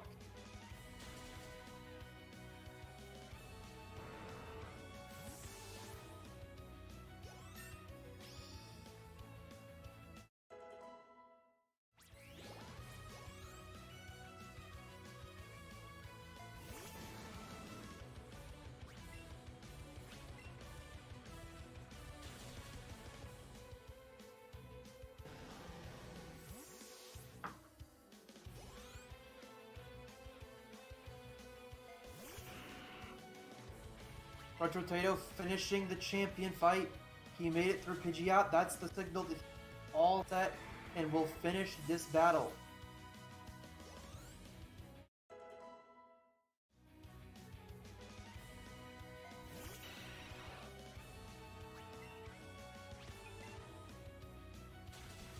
Gym Freak also appearing to be successfully through Arbok, but not making up any time to Araya. Araya having a typical Agatha fight just like Gym Freak, so Gym Freak not able to catch up any time.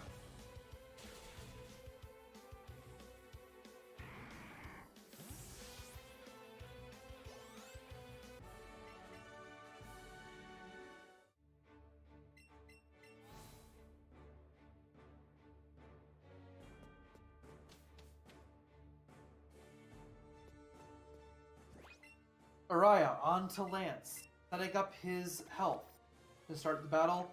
Retrotato probably finishing here with a 318.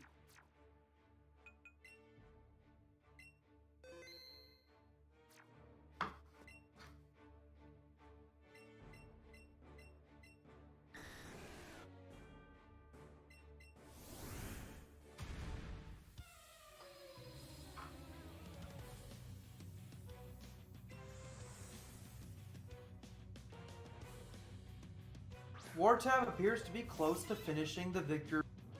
He is on to Indigo Plateau. And what's the time from Retrotato? Is he gonna get the 318? Is he gonna get the 318? Yes, it's a 318.59! Retro! Oh, the barely from Retro. Finishing and winning the Let's Go Eevee race. GG to Retrotato. Let's see if Araya and Gym Freak will finish out in the same positions. Araya has survived. He is on a Psychicking Seadra.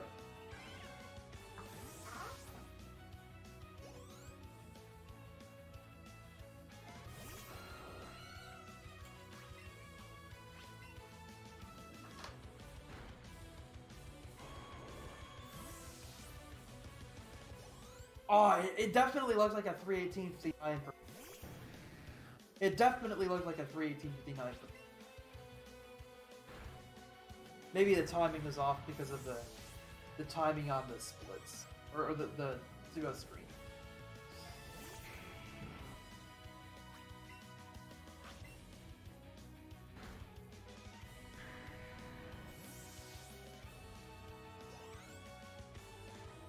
Gym Freak appears to be surviving through the Seadra fight.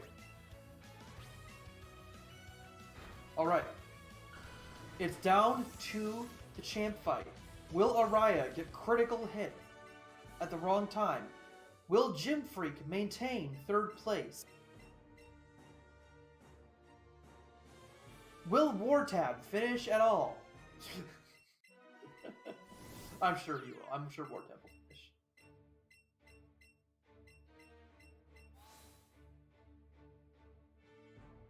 Wartab is not that far behind.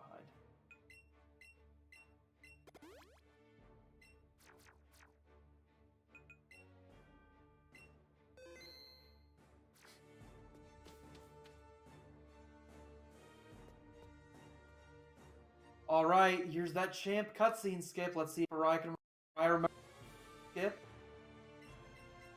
That was one critical portion.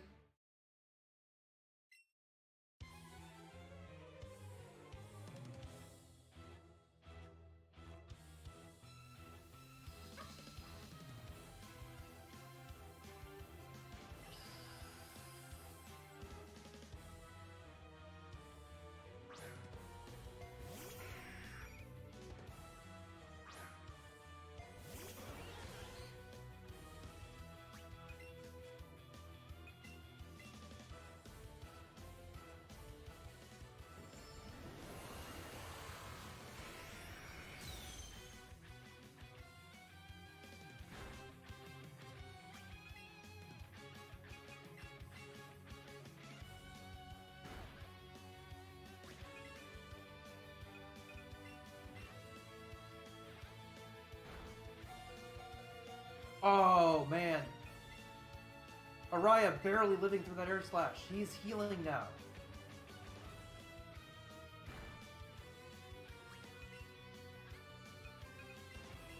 Continuing his setup. It looks like Araya has pulled out second place.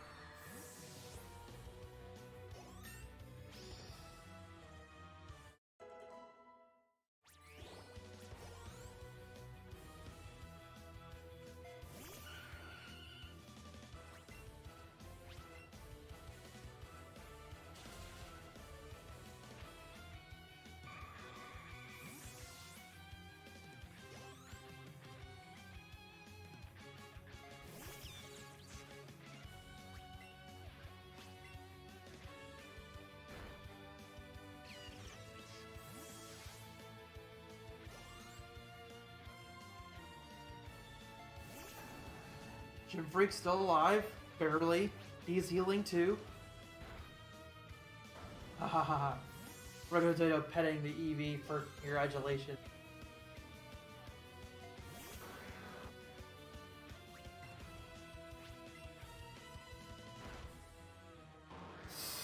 Oh, Jim Freak having set on the champion battle. Did he save before the champion fight? I imagine that he did, if he's hard resetting in this way. He'll probably still be ahead of Wartab by a huge chunk, but he will not be ahead of Araya at this point.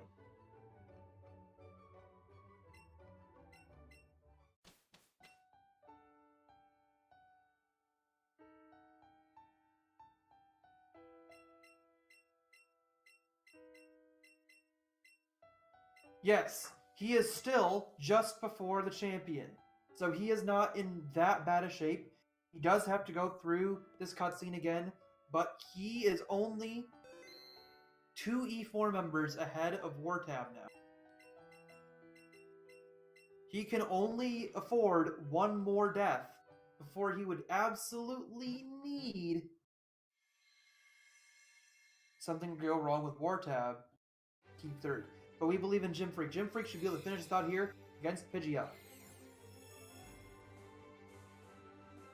It looks like Araya is getting a 325. Barely.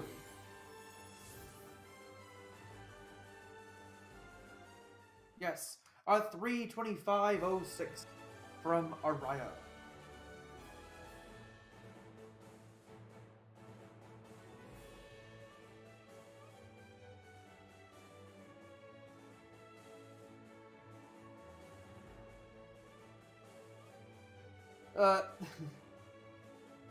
Let's see. Jim Freak, still alive. Still alive. We get more X special attacks need to be used. Okay, okay. Healing early, smart. I like this. This is a great play for a marathon. Using more X special attacks.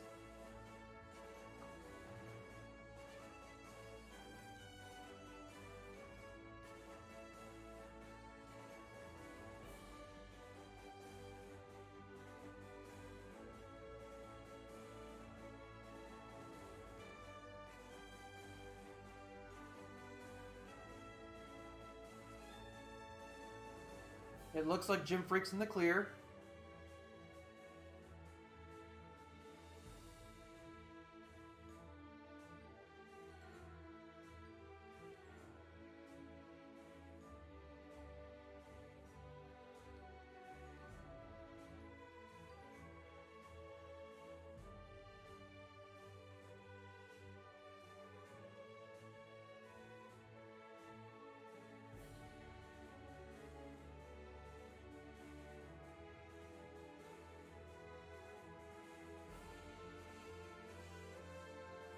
It was a lot of talking, but we got through it. We did it.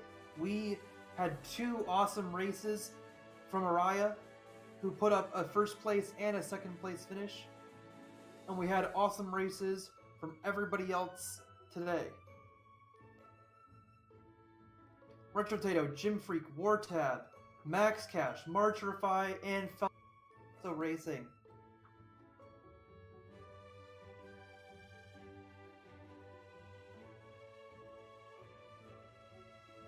Thank you to everybody for watching. It was great stuff. Jim Freak has beaten the champion. He will be third place in this race. He will have a 328, it looks like. And Wartab, well, he'll be Wartab.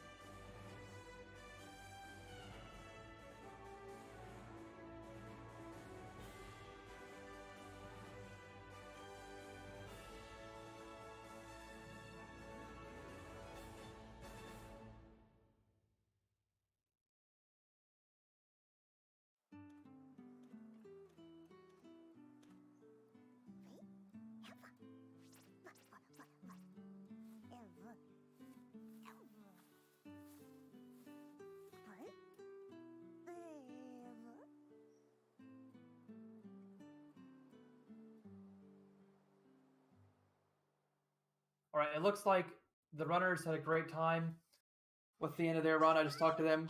Jim Freak and Araya were both really hyped about how that race went. Jim Freak ending up 3 minutes behind Araya in the end, but he was really tight through most of the mid-game, stopping places several times, and so that was a really fun race. It looks like Wartab now just has the champ fight, and he is going to have a run finish in the mid-330s. I'm very surprised that he does not have a backup Pokemon in his party in case Starmie dies, and he could then use a revive. He's instead opting for save strats in case something goes wrong.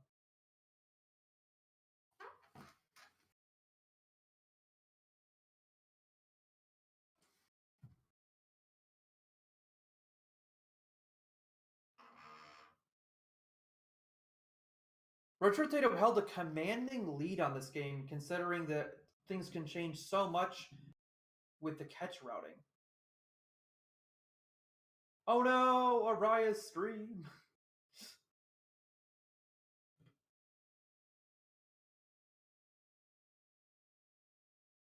I think Wartab's execution was a bigger problem than perhaps anything else, but I don't really remember exactly all of the problems that happened.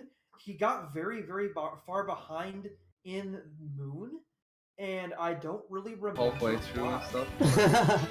We were talking He was- about he was doing a these pretty strats good like stretch using behind jigs or for a something. really large section of the run. So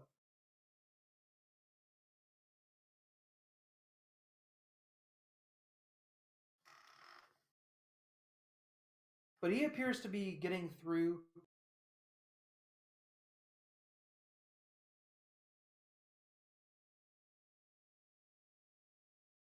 Oh yeah, he had that relaxed Pikachu.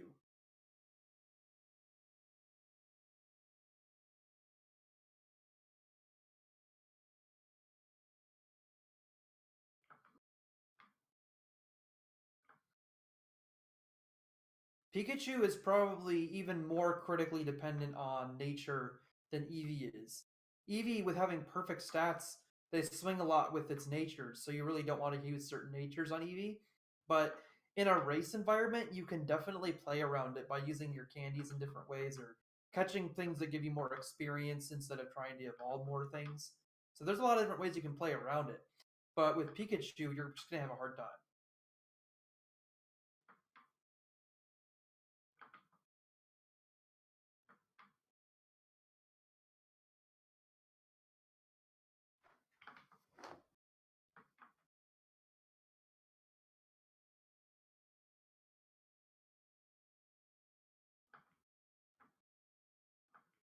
Oh no, Araya! The stream again! It's gotten big!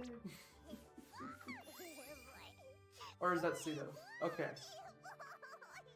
Wartap continuing Having finished the final champion fight, what will his time be?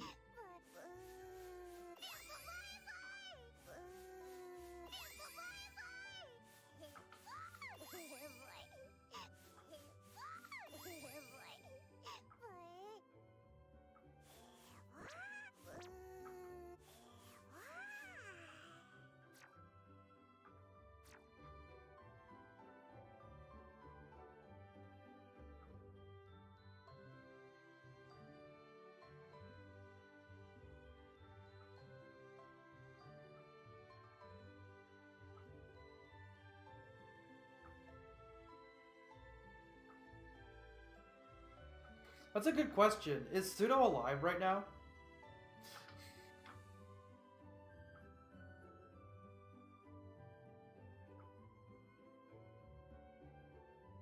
War tab, you have to... War tab!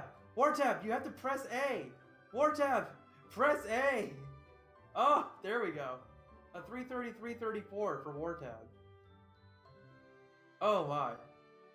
Yeah, if you don't actually press A at the end, The credits don't keep rolling. It's really weird. There's no indication of which button you need to press. Like, actually, the game doesn't tell you anything about how buttons work on the Joy-Cons. You just kind of have to, like, guess that they do stuff.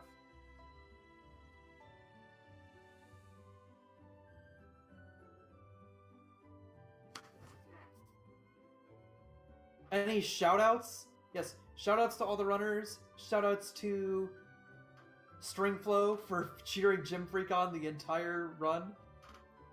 Shoutouts to Ted and Archer. The trolliest fights in the game. Oh my goodness. Retro actually to get really bad Ted and Archer fights. Oh, the Tatter.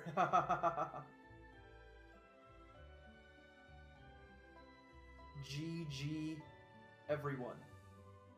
I'm gonna drop out of chat. Thanks you guys for watching. I need to eat dinner, and yeah, that was fun.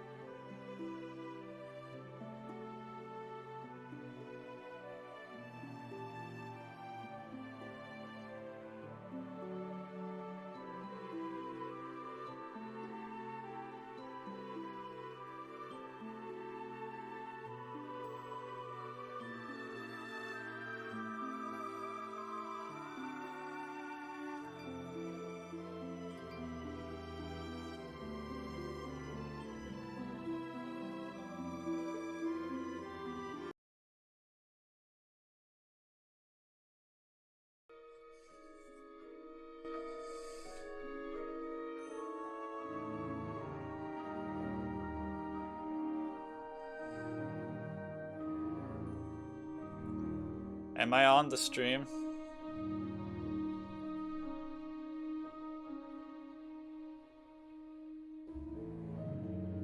I'm live. Oh boy. Hello everybody. I understand that we're running behind schedule, so I'll keep this brief if that's alright.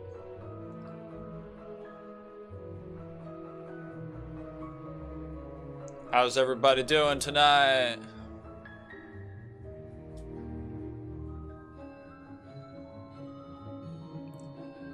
Alright, so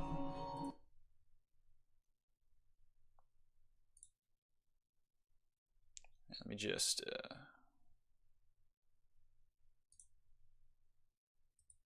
Yo, what's up, Rocco? Shoutouts to you, B-Man. I couldn't have done it without you. Alright, am I good to start the run? You ready on time?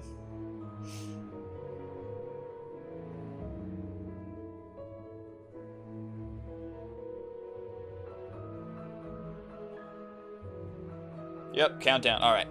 So time starts. Shout out to my mom. Yep, shout out to Rocco's mom. Alright, so time starts as soon as I skip the first cutscene.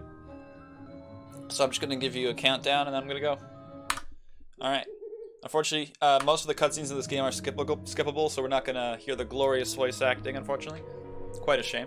But let's get started. Alright. 5, 4, 3, 2, 1, go. So I'm going to explain a little bit about the history of this run, and my timer just reset itself. Whoops. So basically, if you've never seen this game, it's HP2 for the PC. There are actually 5 different versions of this game in existence. It was released on a bunch of consoles as well. And each version of the game is entirely different. So if this looks familiar, either you played it as a kid or you played one of the console versions, which is